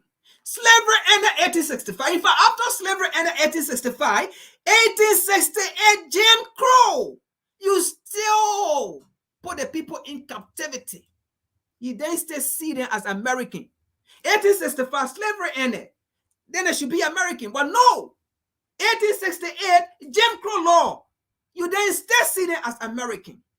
So why did you put this in here? Put this in here so that if people that don't understand the history, when they speak, they will intend put the problem on our brothers and sisters who went there. And our brothers and sisters will not think we hate them. That is why sometimes I say to even the indigenous people, if you don't know the history, don't talk about it. If you don't know the history, don't go into it. Leave it. Or ask other people who know it and let them direct you. Because you're going to say something that will make your brother to think you hate them or to think you do not want them to go to Africa or you do not want them to go back home. That is why we can't keep taking the narrative of our people or of our oppressor. We got to educate this man. They were not American settlers. They were not American. They were slaves. They were rebellious slaves. That's how you refer to them. So Marker and McCarthy, you should have put here when the rebellious slave arrived in Liberia. That's how you refer to them. We know the story. Before you took them, you call them rebellious slave. Now, he went as far as saying, now, on December 9, International Anti-Corruption Day, and at the close of the bicentennial year, I believe it may be helpful for Liberian to take another honest look in the mirror. Now, what is that saying here? This man, this idiot, is speaking in metaphor. He's speaking a figurative language here. I want you to take an honest look and look into the mirror. Folks, if you have a government in power and that government is not being supported by America, just make sure that government is your government. Everything may not be perfect, but make sure that government is your government. Now, look in the mirror here. Who this man is talking to? He's talking to Liberian voters. Now, let's go back here, up here. 9 months ago, I asked a purposeful provocation question. What would Joseph Jenkins Rabo have to say about Liberia today? Now, I want us to go back to that article. What he talked about Joseph Jenkins Rabo, what he said 9 months ago. Let's go back 9 months before or after this. Let's go back, right? 9 months ago. Let's go back to that 9 months and see what he was talking about here. Then we will come back to the article, folks. This is the Revolutionary Repatriation Educational Lecture Series, where the Bible says, right, precept by precept, line by line. If you want to understand the enemies, if you want to understand the devil, you have to go precept by precept. If you want to understand the lies, you have to go line by line. You have to go little here, little there, and bring it if you want to understand the lies of the enemies, the lies of the devil. Now, you may ask me, why will you call this man devil? In the Bible, when the Bible, even God himself, when he described when he described the devil, he was referring to men. Men, he referred to men as the devil. He refers to men as the enemies. It wasn't no animals from any place, anything from any place that he called enemies or devil. It was men that he refers to as devil. It was men that he refers to as enemies. And he defined what enemies look like in here, in this thing, this book. He defined what enemies look like. And he defined, he articulated in here, who should you call your enemies?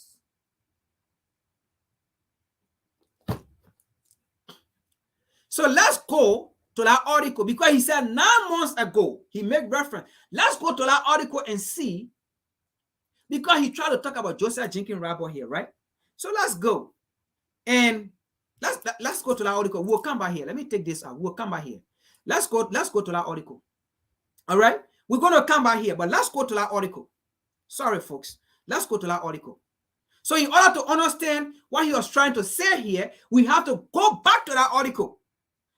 That's the only way you will understand what he's trying to say in this article. We're going to come back to this article, but I want you to get that article, then you will understand this.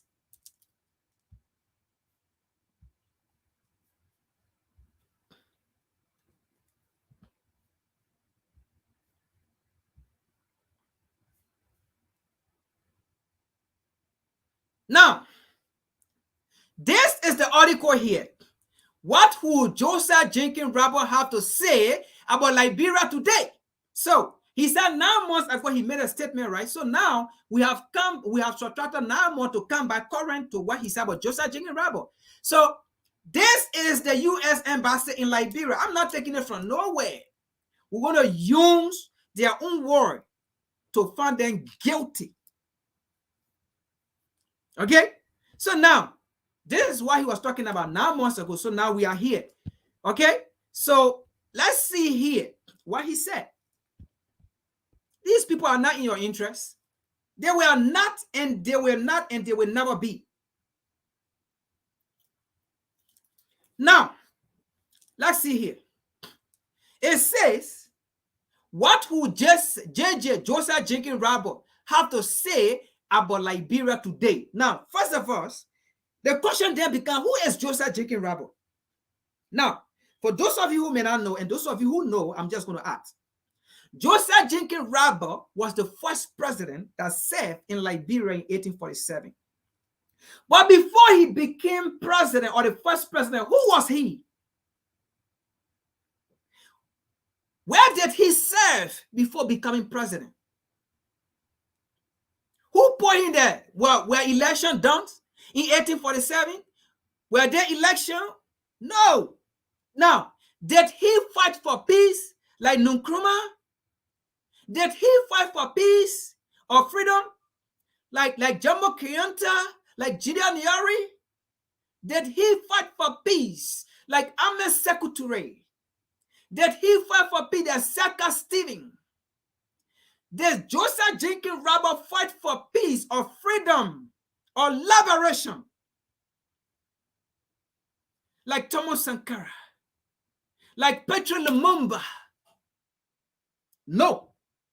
If he did, they were going to kill him.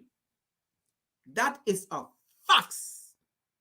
If he had done so, he was never going to go and become president for a second time, because he was president in 1847. Okay? The first president. And then he also became the fifth president. After other people went after him, he went by again. So he was the first and the fifth president. So if Joseph Jenkins Rabo have done what Nkrumah did, what Sankara did, what Jomo Kenyatta did, what Patrick Lumumba did, what Siaka Stephen did, what Nelson Mandela did, I mean, all those people, Joseph Jenkins Rabo could have been killed or could have been in prison. So, why McCarthy? Why he want to tell her about Joseph Jenkins Rabo? Unless we don't know the African struggle, then you will come and want to talk about Joseph Jenkins Rabo. Now, folks, don't think I'm hating Joseph Jenkins Rabo. Like I said, I love my ancestor. But we cannot take the narrative of the oppressor just because we want to merry make. No, we're not going to do that. In a Pan-Africanist, we don't do that. We don't do it. Let's continue here. So, U.S. Ambassador Makai McCarthy, this is what he said. He said, as we celebrate the life of a great Liberian, okay? That is Joseph Jenkins Rabo. As we celebrate the life of a great Liberian born 213 years ago, in the United States, before immigrating to this land, which is Liberia, at age 20 years old, I have been asking myself what Joseph Jenkins Rabo will say about Liberia today. Now, first of all, this is what Joseph Jenkins Rabo will say. Now, first of all, how Joseph Jenkins Rabo became the first president of Liberia? Joseph Jenkins Rabo, he became an appointed first president of Liberia by the United States because Joseph Jenkins Rabo was an official aide appointed by the United States government to Thomas Buchanan. That was how he became the first governor. Not the first governor, but the first president. The first governor was Judy Ashman, second governor Thomas Buchanan. And the first president, he became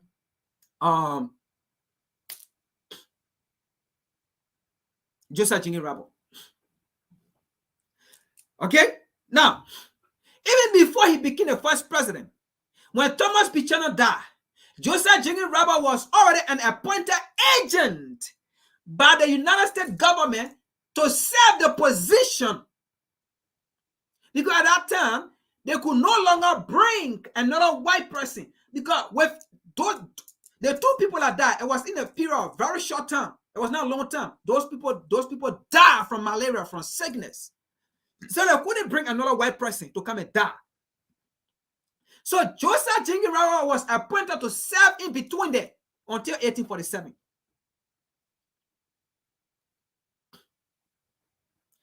That's how, first of all, he became president, the first president.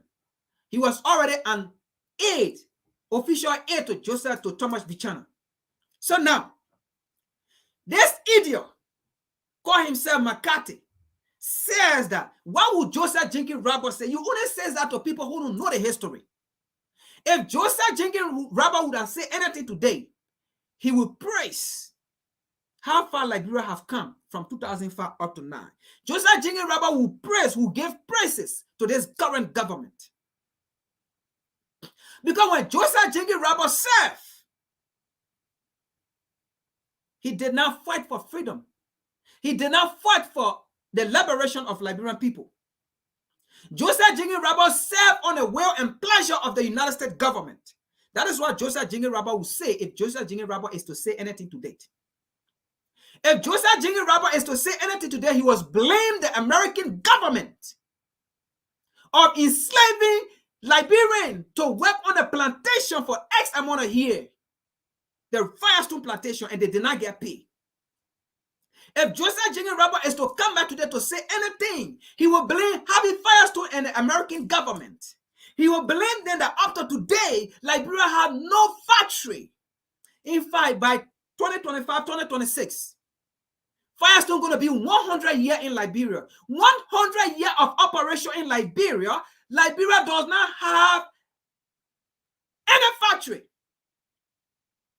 to produce later material, to know that this thing comes from our rubber, our resources. That period, Firestone will be 100 years, 2025, 2026 in Liberia. But nothing in Liberia that Firestone have built to employ the Liberian people. Those are the things Josiah Jingin Raba will be saying if Josiah Jingin Raba is to say anything. Josiah Jingin Raba will blame the American government that since 1822, your finance minister have been appointed from America, white people, up to 1980. Those are the things Josiah Jingin Raba will be angry for. Josiah Jingin Raba will be angry because since 1822, America have appointed people.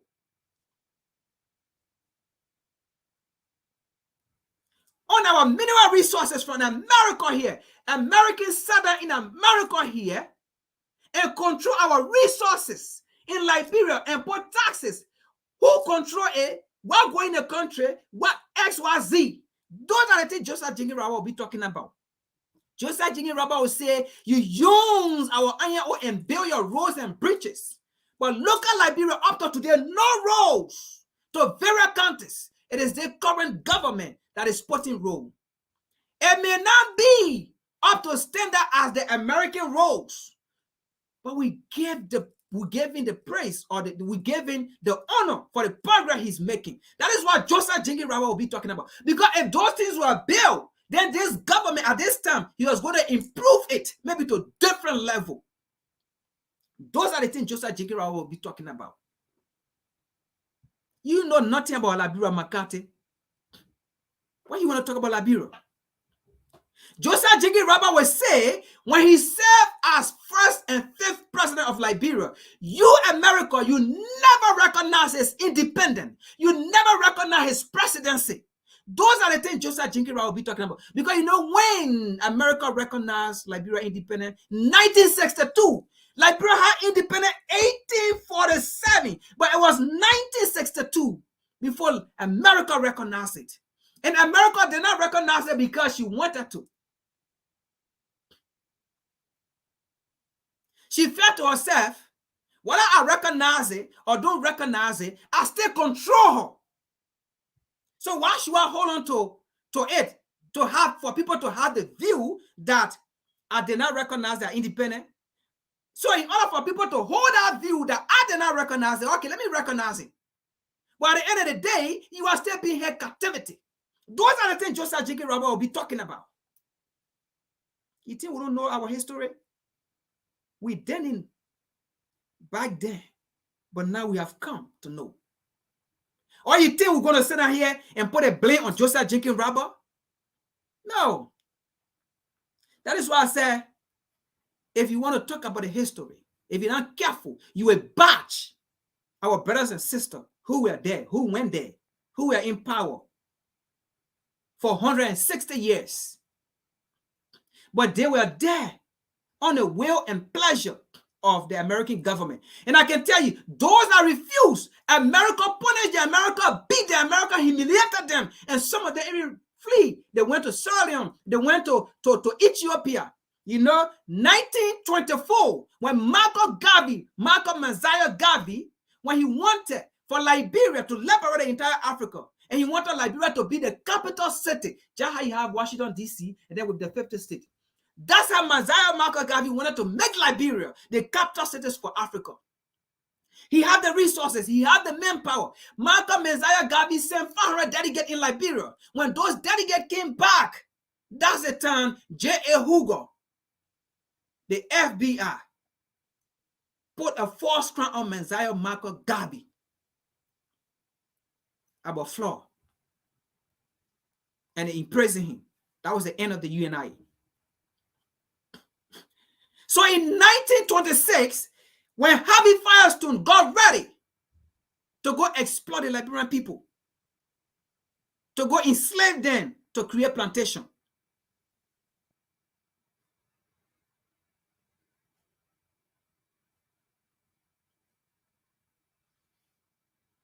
when they went, some of those of our brothers that were in government position, they never agreed. Some of those of our brothers that were in government position, they never agreed. And what did America do? America humiliated them, feared them. Some of them fled at night. They went to Sierra Leone. Some of them went to Ethiopia, because when the UNI were dissolved, after they put Malcolm and Garvey in jail, most of the UNI members went to Sierra Leone and Ethiopia. So the people that were in Liberia, our brothers and sisters, that we call American Liberian, that did not agree to enslave our people. And America feared them, threatened them. They fled and went to Sierra Leone, Ethiopia, and other neighboring countries. And they never came back. So those that left there, they carry on the will and pleasure of the United States, of Harvey Firestone, while his children, Andrew Firestone, 40 Firestone, his great-great-grandchildren, they are sitting in America today enjoying. But the American government or Treasury, or so-called Treasury, can't sanction those people, can't question those people.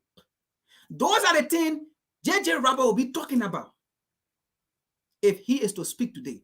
But let's continue here. Now, he said 60 years after arriving of the United States Treasury, 60 years after arriving of the United States Agency for International Development in Liberia, 19 years after the end of the Civil War crisis, and 7 years after the eradication of Ebola, the taxpayer of the United States contribute to this country over 110 million per year of foreign assistance. Now, this in itself is a corruption. If you are giving this taxpayer money to people that serve in government, and these taxpayer money were not effective, and it wasn't even effective in Liberia. It never worked. We didn't see it. Liberia didn't see it. Did you go after them? Because Liberia is as poor as it is. Liberia is underdeveloped as it is. Malcolm A. McCarthy, maybe you have to read this book, How Europe Underdeveloped Africa. So when you're talking about corruption or poverty, read that book and you will understand. Let's continue here. He went as far as saying, this include over, and now, the reason why he's doing this, Malcolm A. McCarthy is running campaign. He's into the politics of Liberia. And we have to bring him to a stand and tell him to stop. If he wants to continue being ambassador in Liberia, he have to stop. And that is why our so-called senators and representatives in our country don't know their functions. Because they run to Malcolm McCarthy for help. They go there and carry petition. This is what's going on in the country. This what you need to discuss in the House, in the Senate. You take it and carry to this alien. You take it and carry to this caveman for solution. For what? What are you serving? Do you know your title?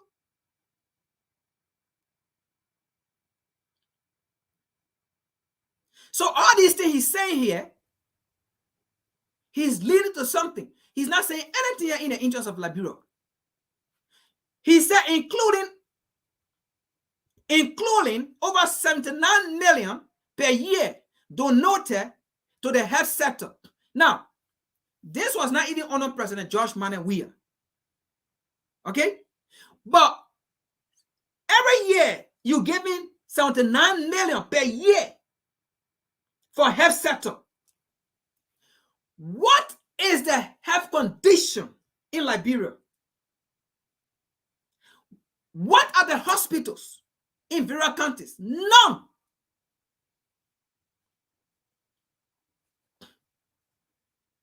None. So we are not going to live by these glories. We are not going to look at these things. Oh, America is no. People that want to go by it because they're afraid that America will not give them money, that they will not move on. With all this money that have been given all those years, what have it done? Approximately 9 million is specifically for purchasing medication and commodity for the Liberian people and improving the Ministry of Health effective distribution and warehousing of pharmaceutical. The African people in your backyard, look at their life first. Look at the life in America, the life of black people in America here. It is improved when it comes to health condition or health why. Now, despite this extra support, we learn regularly about places like Kolahun in Lofa County. Now, Kolahun in Lofa County, hospital now being there, health facility being poor, it is not because of this current government. It is because since 1822, it was not provided there. After 170 or 60 or 50 years, with the influence and control of America, because America control our finances, our national budget, America control it. Our resources, America control it. America have been unable to create a facility in Lofa County, in Kolahun, Lofa County here. In Sanukule, Nimba County. So he said here, we have come to learn regularly about places like Kolahun, Lofa County, in Sanukule, and Nimba County, right? Where clinic and hospital must make do without even most basic drugs. Now, he said that, right? And then he came down here and said, troublingly, embassy investigation indicate that not only are some citizens diverting public medical resources and low-cost drugs for personal gain, but that babies, young children, and breastfeeding mother are dying needlessly as a result. Now, it sounds good. This can play on anybody's mind who don't understand, but this can play on my mind. This can only play on the mind of Liberian who don't understand, or the mind of Liberian who understand, but who are taking a political stand. This will play on your mind. You control this country for 150, 60 years. You put no system in place. You loot at the country, Malcolm McCarthy. You loot at this country resources. And you want to point finger about how babies are dying, how mother go give birth. Since 1822, they see what Liberia been giving birth and suffering and dying. It's the same way. We still giving birth. Our mothers go give birth, they die. Nothing changed. Why today you want to add that you care? So listen today. After he said that, he said, what would Josiah Jenkins Rabo have to say about this? First of all, let's fall back. During the time of Josiah Jenkins Rabo, all these things you named were not dead. It was never provided to the people. If it were provided to the people, then now it has not been provided, then we will understand that, oh, Josiah Jenkins Rabo will feel angry or bad. But do not use the ignorance of the people to solve your problem. Because Josiah Jenkins Rabo will say nothing. Because during his time, the life Liberians are living today, Liberians live even worse than that.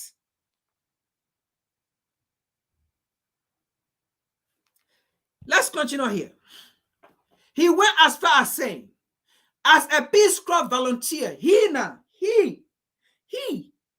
Malcolm McCarthy, all the country that he was in, he said he was there for Peace Corps volunteer, right? Peace Corps. All those countries he was in, none of those countries are free. All of them are in chaotic tears today.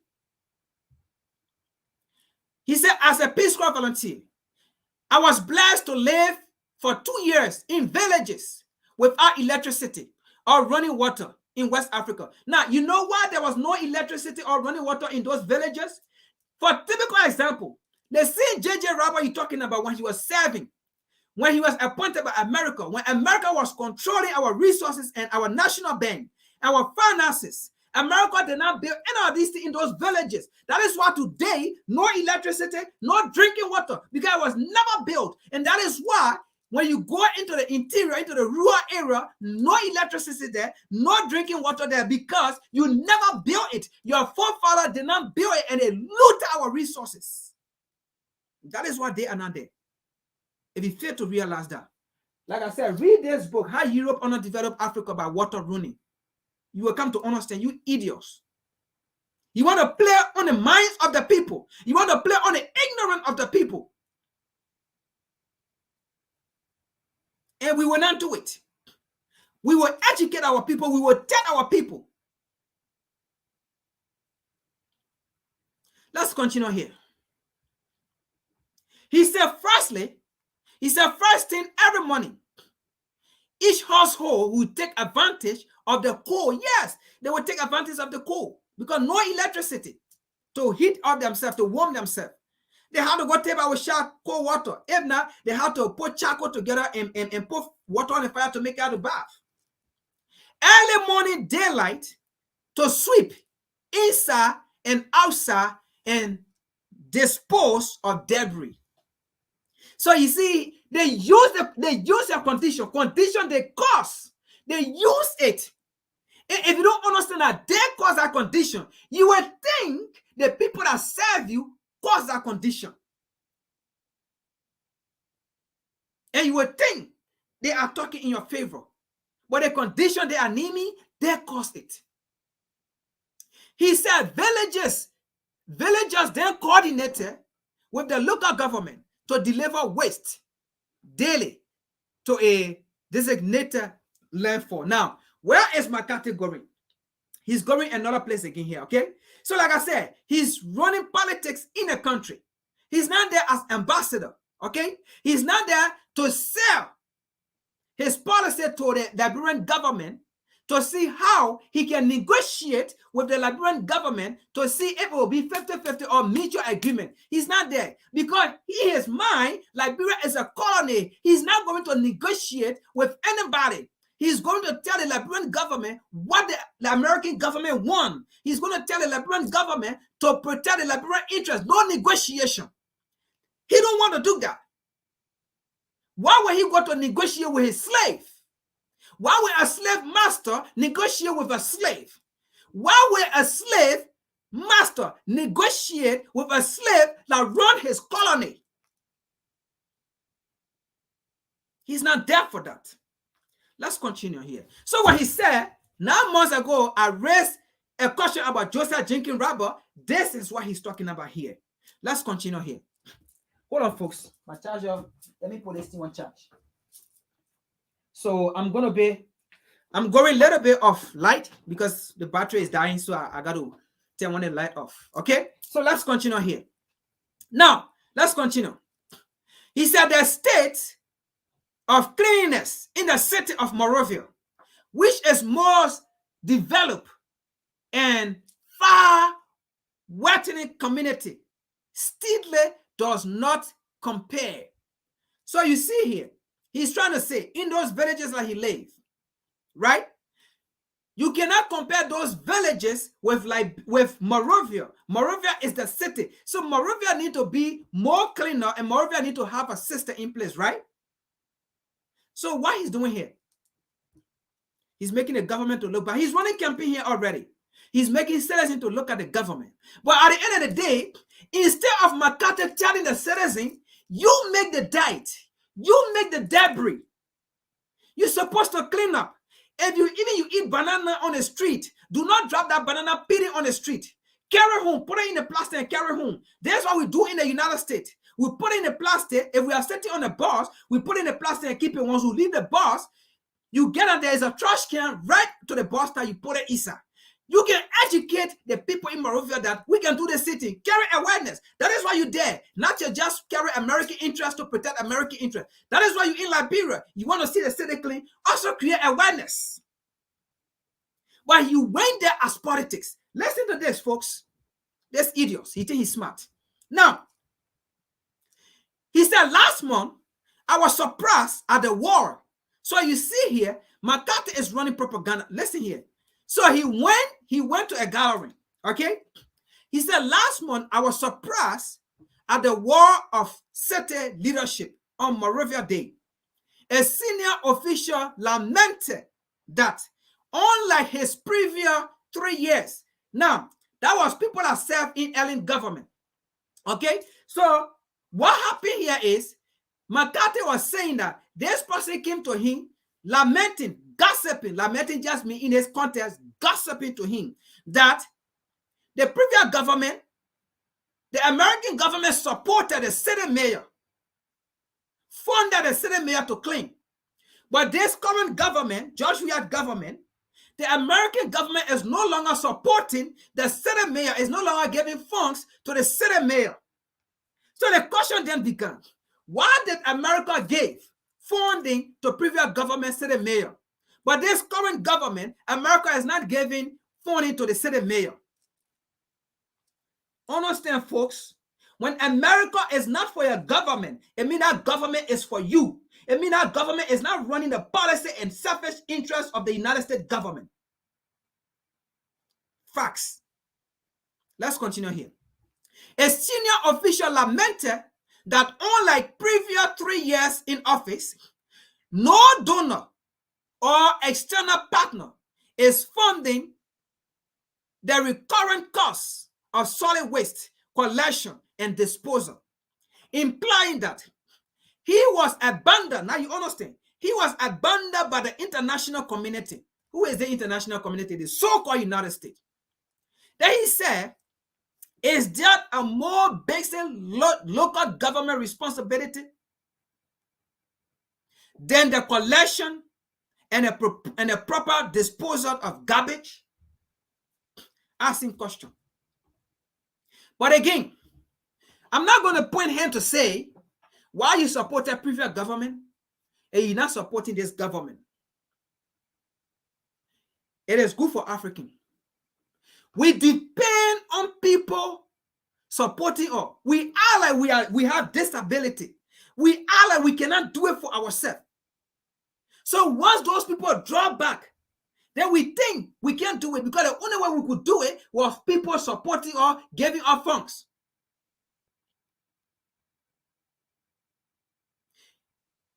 They make us handicapped. And once they can support us, we feel that we are handicapped. But in reality, we are not handicapped, but the minds have been full of handicap. Now, he asked another question again. So you see how he's asking question here. McCarthy. Will Liberian first president have imagined that 175 years after independence, foreigner should be held responsible for the removal of garbage in his capital city? Now, McCarthy, I'm glad you said foreigner. You are an alien in our country. A foreigner, you are an alien in our country. I'm glad you said it. If you are an alien or a foreigner, what are you doing lamenting into our political affair? Something that have nothing to do with you. Where the ambassador of Liberia in the United States come out with such writing or press release about the United States government, about the central government, or even about local government or governor, will he do it or will she do it? You will summon this person. You will tell the Liberian government, in fact, you will censure this person from being an ambassador to the U.S., of Liberia to the U.S. You will not take that nonsense. This nonsense of yours, you will not take that nonsense.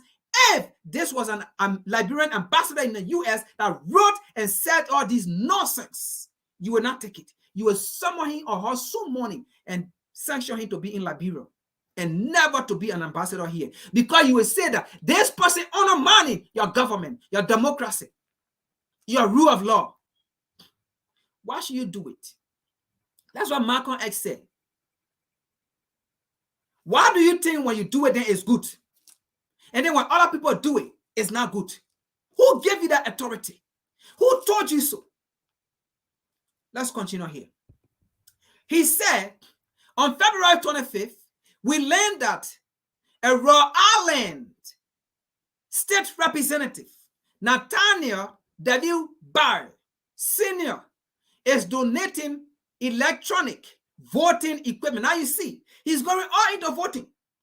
You see what's going on here? Why would a Liberian ambassador in America have anything to do with about American voting machine? Why would he even carry his muff in a location or in a direction? What it had to do with Liberian affair in America here? He have nothing to do with American voting machine, whether it's failing or whether it's not being used. But Malcolm and McCarthy in Liberia doing all these things. So he said it's donating electronic voting equipment to the Liberian House. This is not the first time, or this is not the first of such equipment donated to help make Liberia top legislative body more transparent to its citizens. So now you see, right? This is not the first time, right? But previous ambassador to Liberia, did they come out to say this? Did they come out to say this?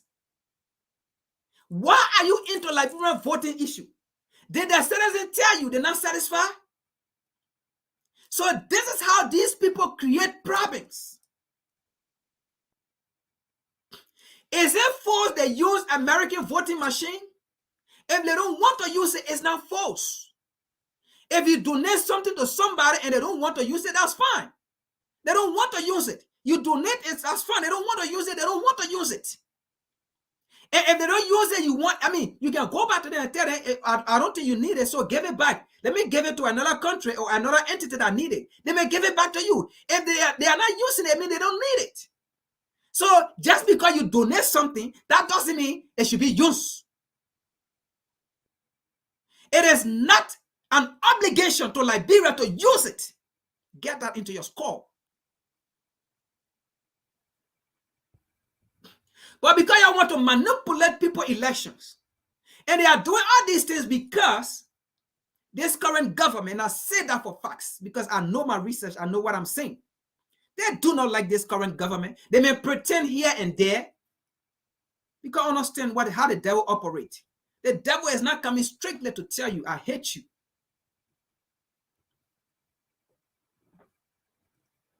They're not coming strictly to tell you how they feel. They will do some incentive to throw you off. But they are acting. And you will not understand, because you will think that, but I don't think this man mean bow, because he just did this for us. They are just doing this for us. So if they say this, I don't think they mean bad. No, they mean bad. That's what the Bible says. Their words are smoother than butters.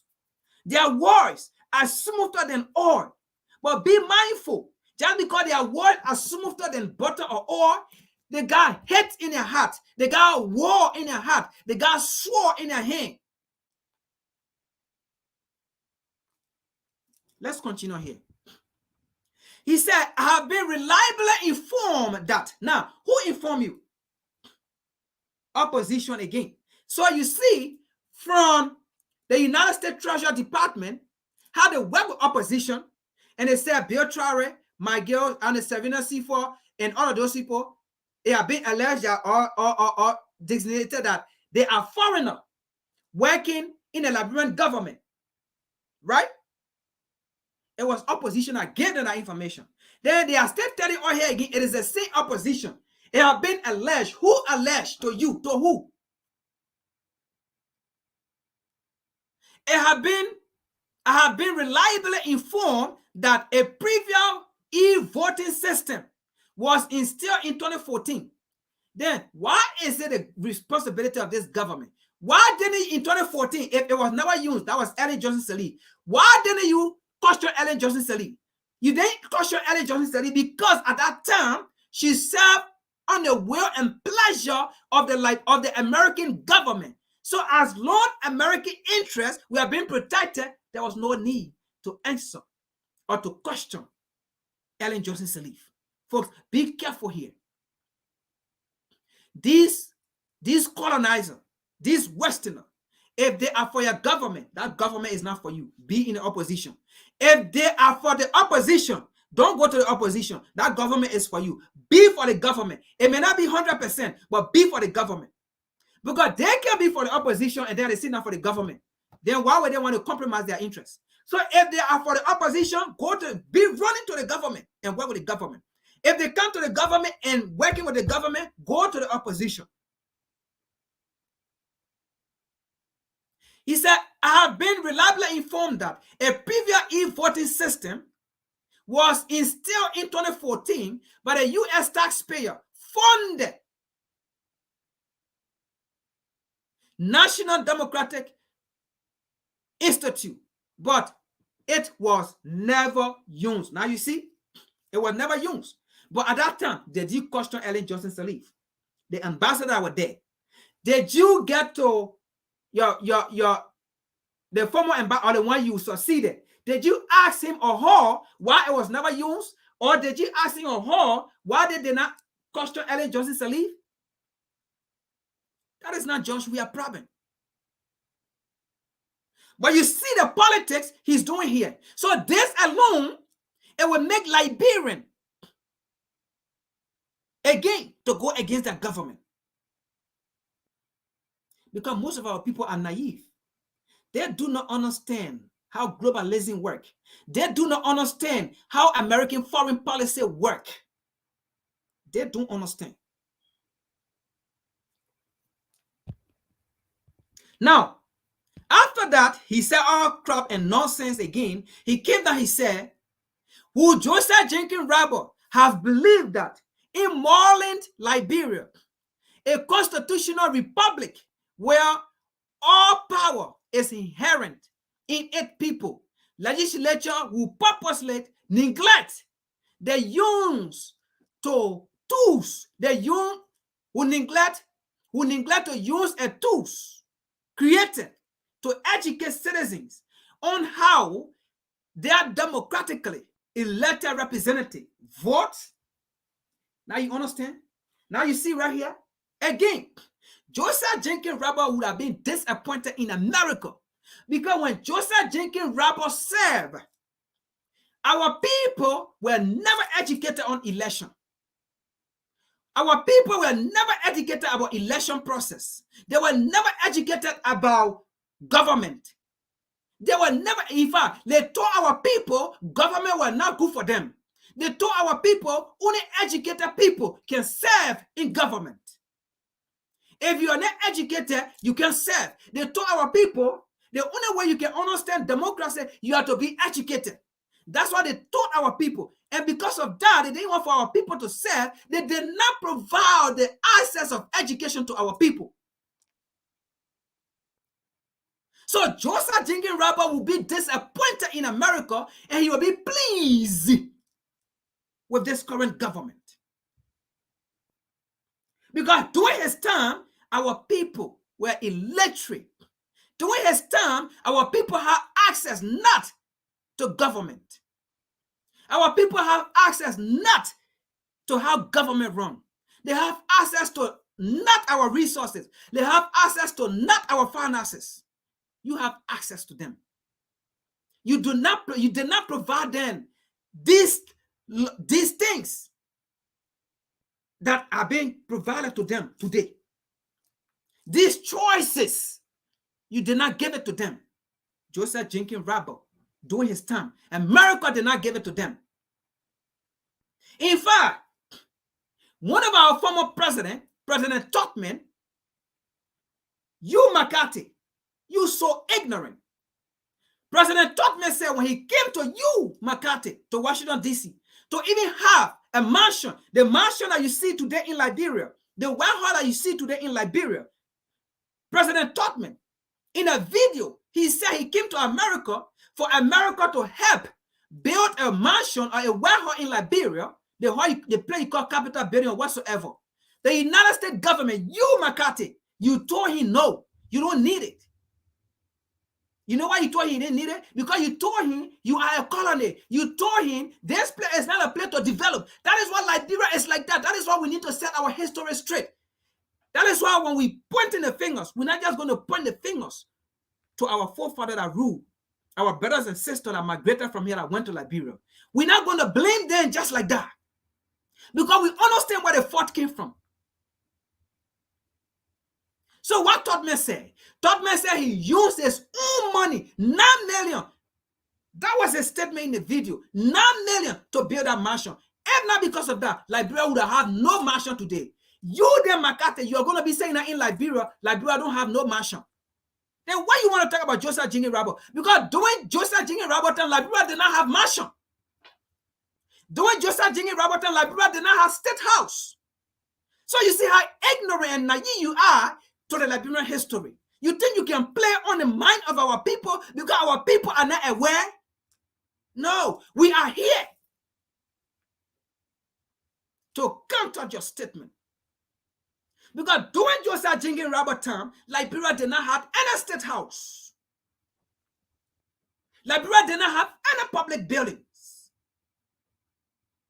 So Joseph Jingy Rabo will be proud if he was to speak today that Liberia have public facility, Liberia have public buildings, that you fail to provide when you control our resources, our finances. Yes, America is the #1 corrupt nation in the world when it comes to Liberia. Very corrupt. So that's the article here. I'm not going to read the whole thing, but that's what he said here. I mean, he said all kind of nonsense here. Okay? But we have to go back to the article. Okay? We have to go back to the article, the recent one that came out. But he said all kind of nonsense. So when he said 9 months ago, I mentioned about Joseph Jingy Rabo, that's the nonsense he was talking about over there. And he think we're going to sit down and honor that nonsense that he spoke about over there. We're not going to put blame on Joseph Jingy Rabo because Joseph Jingy Rabo was acting as a slave. So we're not going to sit down here and bash him. But we're going to tell you why thing was like that at that time. Because even if Joseph Jingy Rabo was going to fight for it, you are going to kill him. You did it to E.J. Raw. E.J. Raw, you did it to him. E.J. Raw did not come from the native people. But E.J. Raw was the man that recognized the native people, the indigenous people, and said, no, this is wrong. But by the time he did it, and he wanted to reconcile with the indigenous people, the people you went and met there, y'all killed E.J. Raw. So if Joseph Jingy Rabo would have done the same thing, you are going to be killed. Toba did the same thing after he served under Tubman. Toba did the same thing. When he recognized that America was doing the wrong thing and he said he's not going to be controlled by America, even though everything was not perfect, you went again, plot again and kill him. So that is why when we're doing our history, we're not going to sit down here and bash our African brothers and sisters who left from here that run the country. But sometimes we go into it because up to now, some of them are still being ignorant. Okay? They are still being ignorant because they feel that power dynamic, it just belongs to them. So they always run to their colonial master. But we're not going to sit down here and bash them and say, oh, you enslave our people. You went and did this to our people. They did it on the demand of America. It was not them that enslaved the people they met in Liberia on the plantation. It was not them. It would just be that saying it was African that sold African into slavery. It would just be that saying, oh, all African American lynch all African American in America here. Yes, they did it. African American in America here lynch his or her other brother. But are you going to put a blame on him because he lynched the other brother?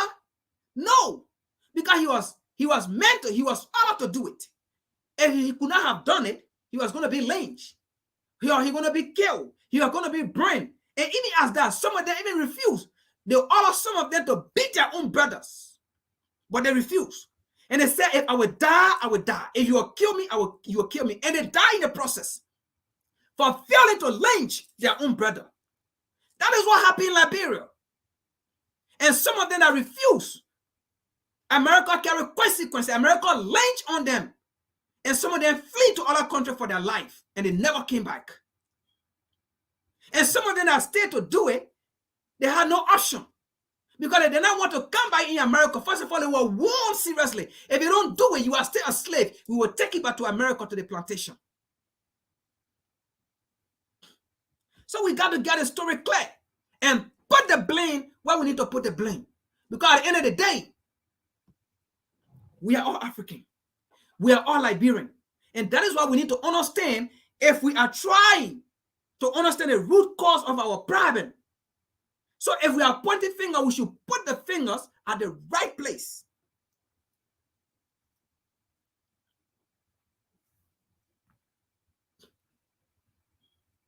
So that is what happened. So now, that was our article. I can't read the whole thing. But let's go back to the article that I took out and see, because we're already running out of time. It's already 1 o'clock. So we got to go. But that is it, you see right there. We got to go. So let me just go back here quick and see what is idiots in the say. So let's go back to this article. So this article he was referring to 9 months ago, that's the article we just came from about Joseph Jenkins Robert and just discussed. Okay, so now let's go here. So he said, so this is he continued to undermine the democracy process in Liberia. Okay, so now he's saying, look in the mirror and see. So even if we look in the mirror, America have done nothing for us. If we look in the mirror, in fact, Liberia is even making progress. If we look in the mirror right now, Liberia is making progress. It's not perfect, but Liberia is making progress under this government. Because first time ever for roads to be paved in Vera 15 counties. First time ever in the country history. And first time ever to be talking about providing or building medical facility in Vera counties. First time ever to even be talking about providing how they call it, county hall to Vera counties.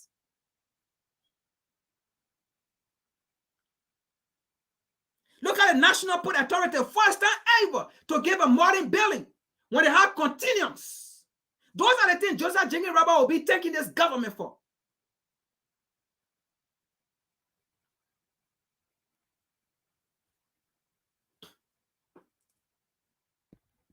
Let's continue here. Let's continue here. So he said, even though we are announcing, I'm going to read a little bit further because we're running out of time, so we can close up. He said, even though we are announcing now, we are announcing. So look, this to this. Even though we are announcing no new sanction here today. So you see, so that is to tell you, let's sanction upon those three government officials. Now you understand where we came from in the first place. While the sanction was not because of sanction against, I mean, for like, Liberian, into a Liberian, but you understand, now you see here again. You see the language here again. So those sanctions are coming in not because of Liberia. Not because you've been suffering and never care about you.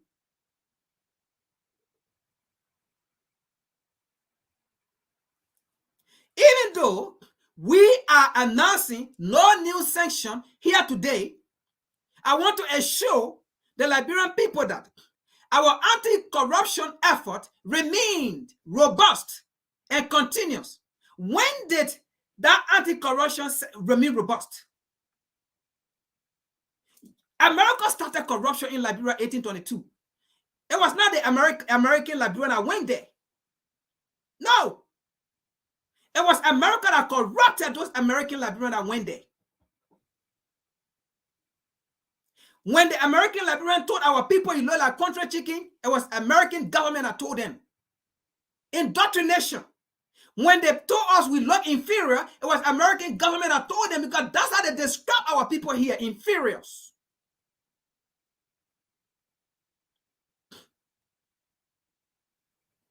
If our people at that time rule themselves, they have their own governmental system, then how come all of a sudden they went completely out of government? How come out of a sudden completely went out of government? They were pushed back. They were denied.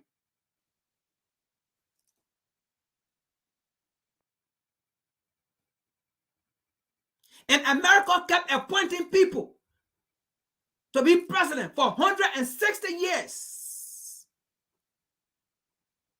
What was the government?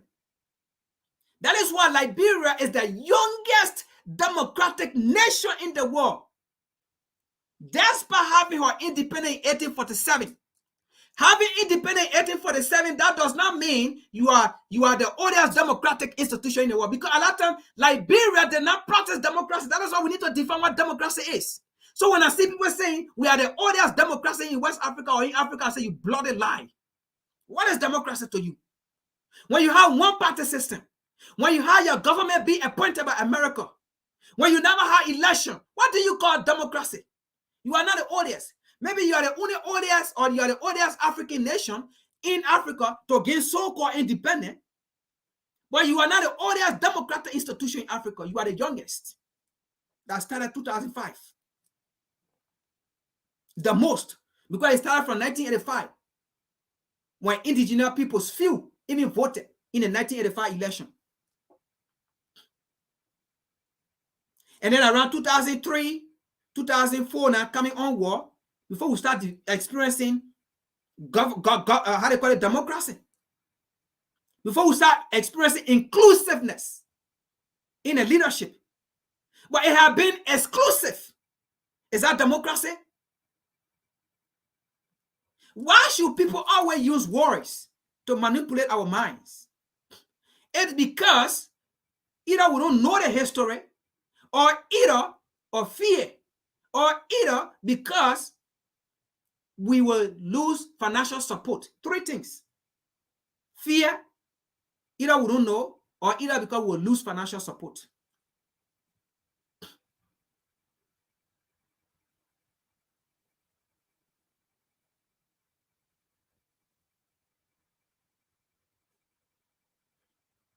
Now, he said here, as the global Manisky, they say global Manisky, as a global Manisky sanction on the Liberian, on three Liberian officials in August. So you see what's going on here. So we saw it from the beginning while I was saying, so you see what's going on, right? As the global Manisky sanction of three Liberian officials in August demonstrated the U.S. government can, you see it. So this is not even about the United States Treasury. They all work together. So that is why I said, be careful of the United States government. They might smile with you. I know we just had the U.S. Africa Leadership Summit. This was something that I brought out a long time, I think, months back. I think about March, when I talk about this. And I said I'll be here in December. Right? Just because it has been heard. Right? And Washington, D.C. or Joe Biden said he gets, 100% commitment or this. Those are words they have said. What those people have not told before. They told about global investment, this, that, millennium, this. What did we see? All became vanity. Be careful with their words. Their words are smoother than butter. Their words are smoother than oil. But in their words, lies, so is what on their heart. Let's go here. As the global Manisky sanction of the three Liberian government officials in August demonstrated, the U.S. government can and will employ sanctions as needed. So you see here. So are they saying about anything? The U.S. will imply sanction, will still imply sanction as needed on an ongoing basis. You know what I mean on an ongoing basis? It still means the same way in which they sanction those three government officials, okay, for not either obeying to the policy of the United States or not giving contract to American companies, they can still go on our same basis. The same way they sanctioned those three government officials and they lied to you, they said those government officials was because of corruption, taking Liberian people money. Do you know how many corrupt people in Liberia that have been serving government since 1822? Then America, you need to sanction the entire country. Every individual in our country that been in government, you need to sanction all of them. Do you know how many $1 million, trillion is sitting there in American banks here that are for Liberian? Since 1822, America been our finance ministers. America been minister of agriculture and tourism and all of those things. Do you know how many trillions of dollars America got for Liberia in American banks here? What a double standard. Someone can only be corrupt in the eyes of America if they are not being obedient to American policy. If they are not being saying yes, sir, to American policy, then they are corrupt. We have to be careful in our country, folks. We have to be careful who come and tell who is corrupt and who is not corrupt. We ourselves need to determine who is corrupt. And we ourselves need to put charges on those people. You see, this is why we mix it. If the United States sanction Liberian government official, fine. That means they shouldn't come to America. But until we Liberians can sanction, they can prove it that they are corrupt, they should serve our country. Don't get me wrong. Don't say I support corruption. I said until we ourselves can prove it that they are not serving in our interests, until we ourselves can prove it that indeed they are corrupt, they should serve. But just because America can't say they corrupt, then we all hear they corrupt. How do you know they're corrupt? How do you know that they are not working in your interest? Or how do you know that they are working in your interest? Or because America come and say they are not working in your interest. Do you know how many government have passed, government officials have passed and died and gone? They now been working in our interest, but they've been pushing American foreign policy and they've been there. Let us be careful here. Let us be careful here. So I'm going to read, actually, instead of me explaining, let me just read a little bit so we can go down so you can see here. He said, I'm going to read because we are all the time, but now at least you understand the whole narrative. You understand? So I'm going to read.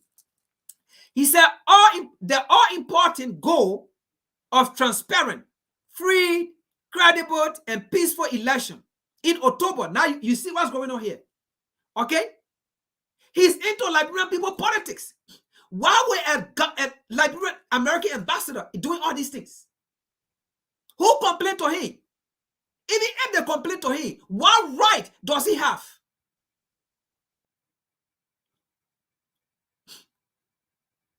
So he's convincing Liberian, oh, don't vote for this government. That is why he said, look into the mirror at the beginning of the state. Look into the mirror as election time is coming next year. It's in the beginning there. So now he said, the all-important goal of transparent, free, credible, and peaceful election in October will be one important factor in decision about additional sanction. Now you see what's going on here. About additional sanction in the month leading to up to the votes. If you want to sanction any Liberian government official, it should be because that official maybe did something or crime in America, and then you want to sanction them not to come to your country. That's fine. But why will Liberian election get to do with American sanctioning then? Why are you into Liberian people affair? This is a national issue that you need to distance yourself from. You cave, man. You can't come from a cave. This is the same thing McCarthy did in Sudan. And today's chaos is in Sudan. What did McCarthy do in Sudan? when it comes to democracy, when it comes to good governance. What did he do there? Kenya was not in Sudan when he was there, but he created a chaos and he ran away and they brought him to Liberia to come and fulfill another mission again in Liberia. But it will not work. It will not work.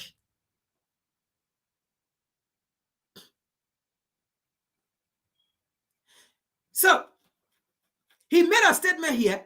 Another session will come and run. So what happened here is he's threatening this government official. Okay? He's threatening this government official that y'all know election time coming. If you cannot support American interests, that means we're going to sanction you. And as we sanction you, that means you will not run for public offices. You will not keep your job. Different people will come and take your job.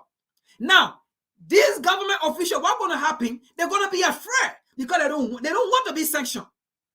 They want to keep their job. They got a family to feed. So they have to comply by America, what America said, because they do not want for America to sanction them. Because if America sanction them, we Liberia, we are naive. Because we will believe that America is in our interest. We will believe that those people are corrupt. We will believe, I'm not saying they are not corrupt though, but we will believe that those people are actually corrupt. We will believe that America actually sanctioned those people in the interest of Liberian. But now I knew it is based on American selfish interest of foreign policy. So this government official, they will be afraid because election time coming. Nobody want to be on the spotlight during election time. No government official want to be on the spotlight during election time because you want to go smooth for Liberian people to vote. Therefore, America to come accuse you. So this is a threat. He's threatening government officials. How can you do this? You say you believe in democracy or rule of law, and you are here threatening government officials about election time is coming. If you don't comply to the wicked aspiration of America, we're going to put you to the spotlight and say you are corrupt and we'll sanction you. And Liberian people will see it and they will not vote you. This is a threat to our national democracy and our national security. He's continued this. The global Manesky or GMO or GMAC sanctions are deservedly a hot topic. Now you see it. A hot topic in Liberia. He's even boasting. He's even boasting about it. He don't even care. That's how you treat a colony.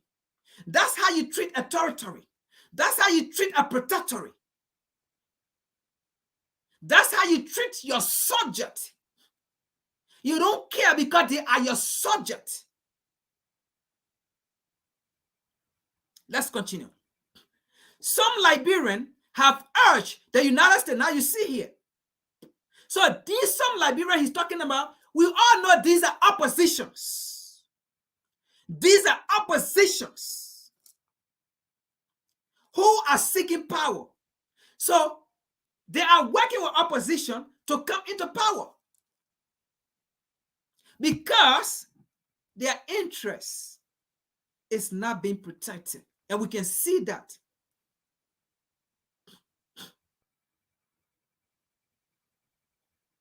Some Liberians have urged the United States to implement more sanctions. And we have then one political party is the ANC.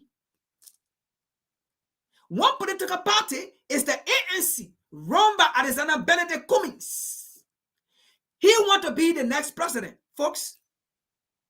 How can you be so stupid? How can you have that idiotic mindset to put sanction on a country you want to rule?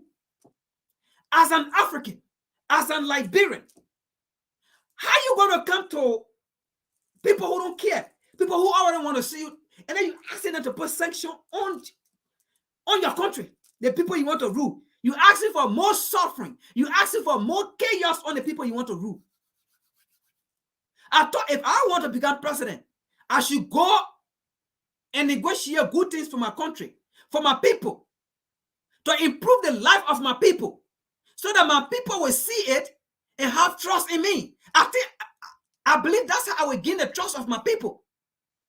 If they feel that improvement in their life, if they see it, They will believe that, but this man is not yet leading us. This man is not yet president, and he's doing all these things in our country that have improved our life. I think we should give him chance. I think that's the role I should go with. But I should go with a role to say, suffer my people. So McCarthy is saying here clear. Some Liberians have urged the United States to implement more sanctions on even propose name. So Liberian gave more name to the United States government. These are the people that are not serving American interests. So what it's saying here, but he did not say it, but it also means there are people in Liberia there that are taking people's name to the United States government and telling them these are the people that are not serving your interests. Put sanction on them. These are the people that are not giving a concession agreement to American companies. Put sanction on these people. That is what McCarthy is saying here. Names are given to them. So you see how dumb and stupid Liberian are. I'm sorry to say this, folks. I am a Pan-Africanist. So I will speak as it is. Dumb and stupid Liberian. Why will you do this? Others have objected that the sanction process lack due process. So you see, others have objected that the sanction process lack due process. That is, those three government officials that they sanction to break down this government, because those three government officials, they are backbone to this government. Because they can't go ahead and say we want to sanction the entire government. So the three government officials they sanction, those government officials have gone into counties and want to run to become senator or representative. And they are being hailed by the people. They are being nominated by the people to run for offices. So that is what McCarthy. So you see the politics, how they are working along with opposition in the country. So you see the role of McCarthy, the ambassador, that idiots in our country. That caveman in our country. Others have objected that the sanction process lack due process. So now you understand it is not even in the interest of Liberian that they put sanction. The lies, they keep the lies. They said these people were corrupt. Now they just brought themselves out that was not the case. Because they are saying that sanction is not even working. That's what McCarthy is saying. The sanction is not working. All they thought the sanction was going to work. It was going to help. But it is not working. The people are not falling for it. The people still support the government. The people still support those three government officials that were sanctioned. The people still believe in the government. It's not working. They are not talking about turning to opposition. They are not talking about voting for opposition. It's not working. So now you understand. The sanction, it was not because those government officials was corrupt. Now again, I'm not saying they was not corrupt, but I'm just telling you the main purpose of the sanction. So you understand here. These are their own writing. This is McCarthy talking here.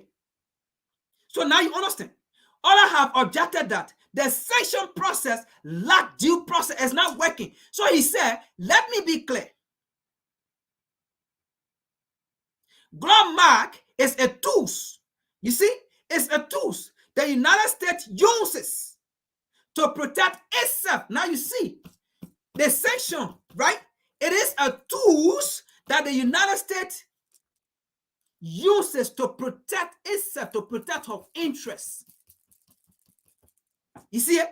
To protect her interests from particularly corrupt actors. Now you understand. From particularly corrupt actors. It is not because those people are not working for Liberian. It is not because those people are corrupting Liberian people or taking Liberian people money, carrying it overseas, or building their own property in Liberia. That is not what is there. And McCarthy is saying it here clear. So McCarthy is telling them the sanction we put on those people, it was not because of Liberian. It was because of our interests. And you see it here. So he's telling them, I don't care how they can be even corrupting their own people, we don't care.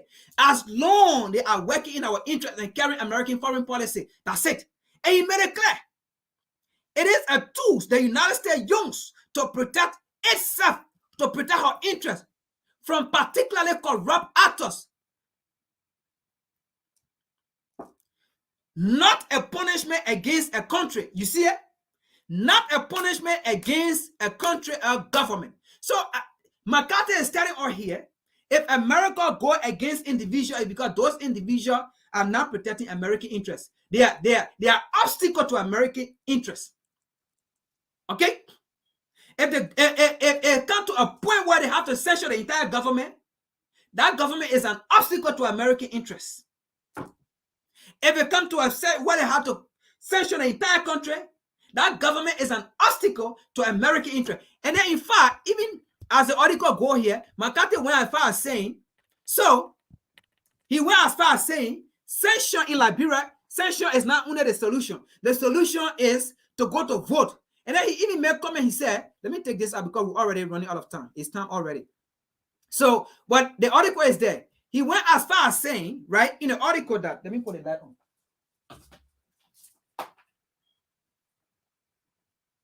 We already finished, folks. I can't read the whole thing. Let me put it light on.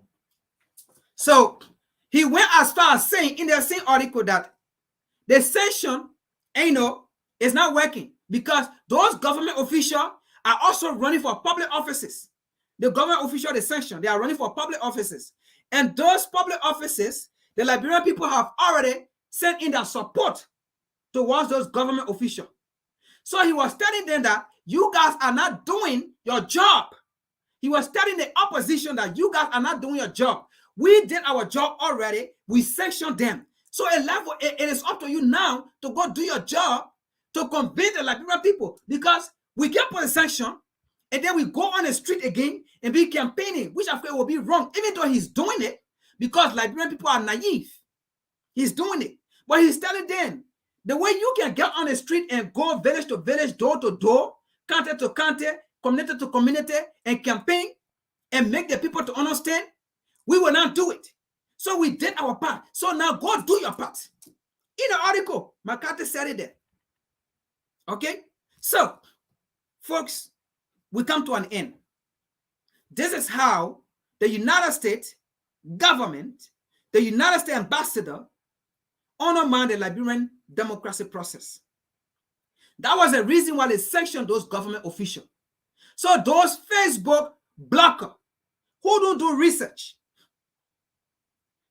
and then they took the narrative of the U.S. Treasury and they run it around. Oh, wait, they got one guy in Nigeria there, I know they call Paramount Mock or something, making all kind of nonsense video all around. And our people who are naive, and then they're sending it to, because it came a time again. This same opposition said George Weah was training people in Nima County and San Nicolas, or Grand Jide, training people, keeping them there for the election, because he was going to lose the election, so that the election, he will rig the election. And our people are naive to information. And then once they did that, and then they share it to our people, and our people go afraid. In fact, somebody sent it to me, the person was even scared. And the person said their mother sent it to them. And the person sent it to me was scared. And then the person said the reaction of the mother, and it was bad. And the mother was like, you see, this is it again, Joshua, this, that, because our people don't know. So when she sent it to me, I saw it, I just laughed. And then I had to explain to her. And then I had to get some research and think before she said, oh, wow. I said, you see? And then before she said, then I'll come, mommy, and tell her that's not true. So that's how our people are. So this U.S. ambassador should stop it. Take your mouth from our local politics. Liberia is not your country. Liberia is not your country. You are an alien in our country. You are a caveman in our country. Take your stinking dirty mouth out of our politics. I'm sorry to go this route, but it's too much. We have suffered in our country for so long. We have died in our country for so long. We are still bleeding.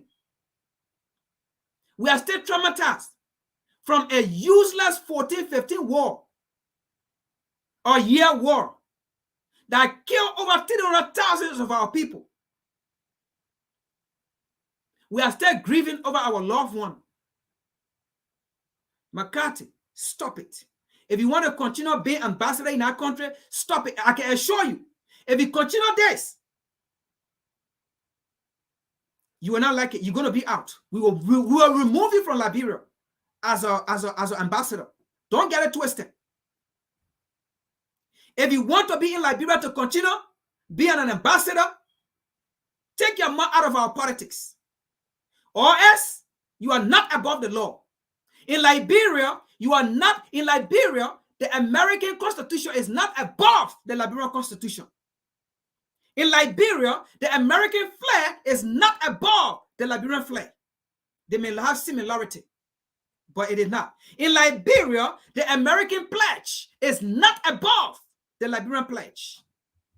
In Liberia, the American allegiance is not above the Liberian allegiance.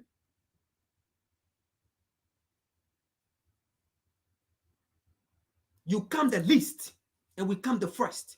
That means Liberian interests can never be compromised in favor of any nation. In Liberia, America come the least, and Liberia come first. In America, Liberia come least, America come first. Vice versa. In the other way around, in Liberia, America come least, and Liberia come first. So, ladies and gentlemen, thank you for being. I know we've been here for a long time. This is the longest time I have gone because the information is too long. I can't just make it short. You won't really get a concept as to why they even, there are a lot of information in there, but I couldn't cover everything because of time. But if anybody need it, not in this section, but in the YouTube comment section, that after the live, you can comment there which article you need. I will send it to you in regarding what we discuss here. I will send it to you, okay? But the thing about it, you can't read one and understand. You have to read here, there, like the Bible says, precept by precept, line by line, letter here, and put it together, and then you will understand what it means, or you will understand their intention. So thank you for being on here. We are all African. Whether you are African American, nobody should give the story of African American win and suffer our people down there and do this and that and that. They were doing it on an order. Those that refused, some of them were beaten. They were humiliated. They have to run. They flee to different countries. Those that refused, they flee to different countries. They went to Sierra Leone, Ethiopia, and a neighboring country. Even in America here, those that refused on order to lynch their brothers, they were beaten to death. So some of them did it. So that is just, we're not going to put blame and say, well, all Africans were lynching all African in America here. No. If they did it, they didn't do it with their own mind. They did it because they were afraid to die. They were afraid to be raped in front of their parents, to be humiliated, to be killed, to be lynched, to be burned, to be whipped. So they have to do it. And those that didn't do it, they killed them. They burned them live as a punishment to those that will refuse. So that is why, even as the oppressor write the book and bring it to us, we read it, we have to analyze it. Because it is not written. It is not written against them. It is written for them and against us. But now we have to sit there and think, and we have to start asking the if question, the why. If not, we will blame one another if they bring the books to us and we read it. And that's what they want. And then we start fighting. Oh no, y'all left from here, y'all went Liberia, y'all. First of all, we should understand why Liberia was created.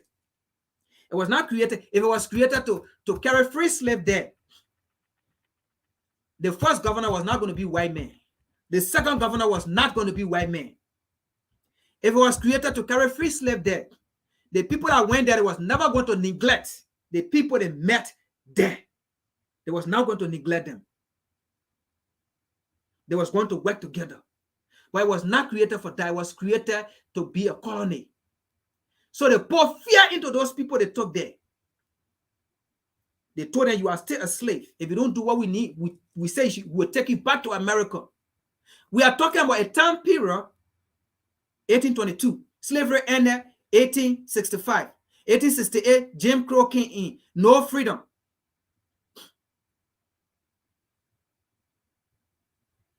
Okay? No freedom. Even in the article that McCarthy was talking about, he even mentioned George Washington about being a great man. No, then he said even George Washington was alive, being a president of the United States, he was going to talk about the current situation in Liberia. No, George Washington was not going to talk about the current situation in Liberia, because George Washington was what? President in 1789. 1789 all the way to 1797. He never freed African people. And in fact, George Washington himself had slaves. And in fact, the woman George Washington married, Martha Curtis, she was a slaveholder also, inherited a property when the man she married to, the man died, and she inherited a slave. And then George Washington, who father Augustina, who was also a slave owner, when the father died, George Washington, at the age of 11, he even has a slave. At the age of 11, George Washington has slave. And when his father died, he inherited that property. And then he married, how they call it, Martha Curtis, on a very much plantation. And he never freed those people. So why would George Washington come and say, if he was, McCarthy, if George Washington was alive, he was going to talk about the current situation in Liberia? No! Because George Washington himself, he never freed slaves. He was president 1789 to 1797. And slavery ended 1865. So he never partook in the freedom of African people. He partook in the demise, in the humiliation of African people. George Washington himself had slaves on a slave plantation. In fact, George Washington himself, when you do research, you follow down, one of his slaves, one of his workers, how they call it, one white guy went and lied to him about a slave that wanted to run away. And George Washington ordered the flocking of that slave, the lynching of that slave, the lynching, the flocking, blood all coming from his back. George Washington. And his children came and inherited. So why you want to talk about George Washington being a great man? He was going to talk about Liberia. He was never a great man in America here. He was only a great man for you and the white people. You think we don't know the history? You come to America, we know the history. You go to Africa, we know the history. You go to Liberia, we know the history. So there's nothing you can talk about slavery in America here. You think we don't know about it?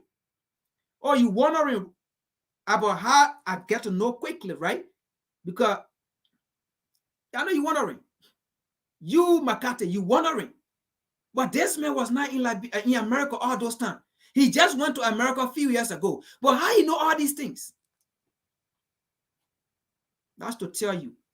When you say black men don't have IQ, that's to tell you that's lie. That's lie. So anything you talk about, we know it already. So you mentioned George Washington, I can destroy you on what George Washington did. I can even educate you that things that you don't even know. Anyway, ladies and gentlemen, thank you for being on here. We are all African. So when we're narrating the history of African that left from here that went to Liberia, we have to understand in context that time period. Okay? We understand currently there are still power greed going on, but we have to understand where that even came from. That power greed, where it came from, and it derived up to this time. And that is why we as educators, we have to bring the message to our people and make them understand. I'm not going to hold you responsible, even though it happened. But I know where the fault came from, and that is what we need to do. Find where the fault came from, and then find solution to it. Because at the end of the day, as a black man, there is nothing I can do about you, and there's nothing you can do about me. As a black man, You and myself, we are the bottom of society. As a black man, no matter where you are, where you live, at the end of the day, we're gonna live together. We're gonna exist. We're gonna coexist. As a black man, you and I, at the end of the day, we're gonna survive together. So we end here. I will see you all tomorrow, and I will see you next Friday. Share the live, subscribe. Let's get it going. Let the subscription go up. This is WCC. I'm your host. Peace.